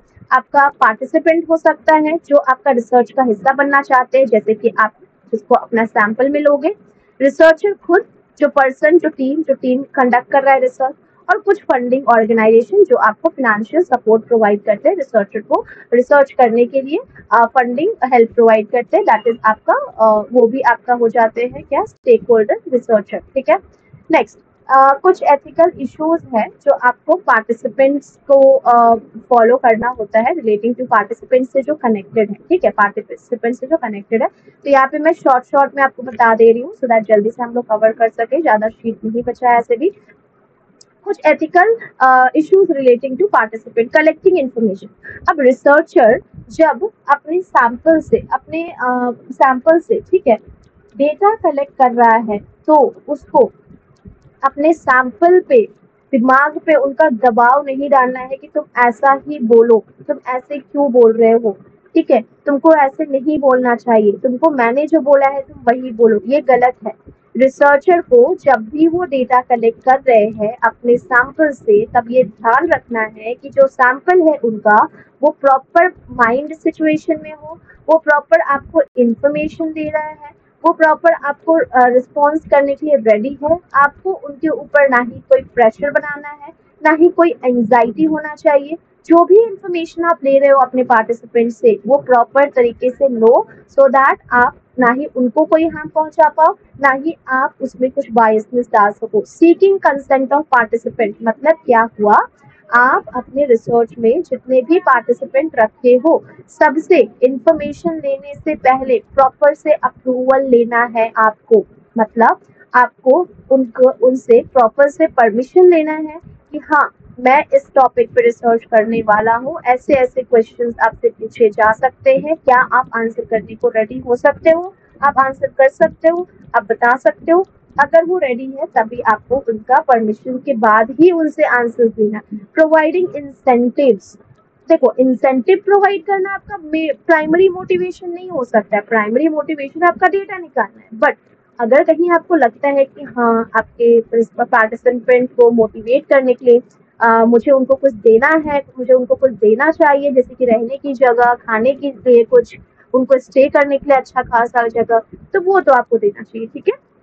तो जैसे कि देखो यहाँ लिखा है incentive should not be the primary motivator, incentive आपका प्राइमरी मोटिवेशन नहीं होना चाहिए पार्टिसिपेंट के लिए। गिफ्ट ऑफर करना, रिवॉर्ड ऑफर करना डेटा कलेक्शन करने से पहले, ये थोड़ा क्या हो जाता है, ये थोड़ा लालच वाला जो चीज आता है ना कि नहीं, इससे क्या होगा ना कि आप जब गिफ्ट दोगे, आप जब रिवॉर्ड दोगे तो सामने वाला पर्सन सोचेगा नहीं अगर मैं इसके अकॉर्डिंग आंसर करूंगा तो शायद ये मुझे और भी बहुत कुछ देगा। तो पार्टिसिपेंट को आपको मोटिवेटेड रखना, आप रखो, बट ये सब चीज मत करो। अगर कर भी रहे तो डेटा को लेने से पहले मत करो, डेटा को लेने के बाद कर सकते हो, ठीक है। सेंसिटिव इन्फॉर्मेशन अगर आप ले रहे हो, जैसे कि मान लो लेडीज जो है, लेडीज जनरली बोलते हैं कि आप गर्ल्स से उनका एज नहीं पूछ सकते हो, आप किसी से किसी का सैलरी नहीं पूछ सकते हो, ठीक है। तो ऐसा कुछ अगर सेंसिटिव इन्फॉर्मेशन भी आपको कलेक्ट करना है, ठीक है, तो रिसर्चर को इसको बहुत सेंसिटिव तरीके से हैंडल करना चाहिए। प्राइवेसी, पार्टिसिपेंट का प्राइवेसी हुआ, उसका कुछ उससे कनेक्टेड हुआ, तो आप प्रॉपर उनसे परमिशन ले लो कि हाँ मैं ऐसे क्वेश्चन पूछूंगा तो आप इसका आंसर कर पाओगे या नहीं। अगर वो मना कर दे रहा है तो आप उसके आगे कुछ नहीं बोल सकते। नेक्स्ट, अगर possibility of causing harm to participant, अगर आपको लग रहा है कि रिसर्चर को ऐसा लग रहा है या पार्टिसिपेंट को ऐसा लग रहा है कि मैं अगर इसका ये वाला क्वेश्चन का आंसर कर दूंगा तो हो सकता है मुझे आगे कोई कुछ डराएगा, धमकाएगा, मारेगा, पीटेगा या मुझे कोई भी हार्म पहुंच सकता है, अगर ऐसा लग रहा है तो रिसर्चर को अपने पार्टिसिपेंट का प्रॉपर टेक केयर करना है, सो दैट इन फ्यूचर उनको कोई कुछ परेशानी ना हो सके, उनको कोई दिक्कत ना हो सके आपका रिसर्च में वो आंसर कर रहे सिर्फ इस वजह से, ठीक है। मेंटेनिंग कॉन्फिडेंशियलिटी, अगर रिसर्चर का ड्यूटी है, आई मीन रिसर्चर का ये ड्यूटी है कि अगर पार्टिसिपेंट बोल रहा है कि तुम मेरा नाम मत डालना, तुम मेरी एड्रेस मत डालना, तुम मेरे पता मत डालना, तुम मेरा पर्सनल इंफॉर्मेशन मत देना इंफॉर्मेशन के नीचे, तो आपको रिसर्चर को फॉलो करना होगा। आपने देखा होगा बहुत सारा ऐसा डेटा होता है जिसके नीचे लिखा रहता है अनोनिमस या फिर ऐसा कुछ, ऐसा वर्ड लिखा रहता है ना अनोनिमस या फिर ऐसा कुछ भी लिखा रहता है। इसका मतलब ये होता है कि ये जो भी इंफॉर्मेशन दिया गया है ना, ये इंफॉर्मेशन देने वाला पर्सन नहीं चाहता था कि उसका नाम डिस्क्लोज किया जा सके, ठीक है। तो वो भी आपको मेंटेन करना है। तो ये हो गया आपका नेक्स्ट पॉइंट। अब हम आ जाते हैं कि आपका कुछ एथिकल पॉइंट्स को समझेंगे जो रिसर्चर पॉइंट ऑफ व्यू से इम्पोर्टेंट है। अब हमने तो देखा कि सैंपल को हमें कैसे ट्रीटमेंट देना है, मतलब अपने पार्टिसिपेंट को कैसे ट्रीटमेंट देना है ना, रिसर्चर के बारे में भी तो सोचेंगे, रिसर्चर को भी तो हमें थोड़ा अच्छा से ट्रीटमेंट करना है, इतना अच्छा आदमी इतना अच्छा रिसर्च करके दे रहा है, उसके बारे में भी तो सोचेंगे। तो देखो रिसर्चर को first of all honesty maintain रखना है, अपने रिसर्च में ट्रांसपेरेंट हर चीज रखना है, कुछ भी हिडन नहीं रखना है, कुछ भी अपने मन से डाल नहीं देना जिसकी वजह से उसको आगे जाके झूठ बोलना पड़े। कॉन्फ्लिक्ट ऑफ इंटरेस्ट, अगर आपको ऐसा लग रहा है कि नहीं ये पॉइंट डालने से ना आगे जाके बहस या कुछ गलत हो सकता है, तो आप ऐसा सोच रहे हो कि नहीं इस बात को मैं डिस्क्लोज ही ना करूं, तो ये गलत, क्योंकि यहाँ पे बाइसनेस आ जाएगी। आप रिसर्च कर रहे हो तो फर्स्ट पॉइंट ही लिखा है ट्रांसपेरेंट होना चाहिए सब कुछ, तो अगर कंफ्लिक्ट या कुछ भी आपको ट्रू पॉइंट्स ही डालना है।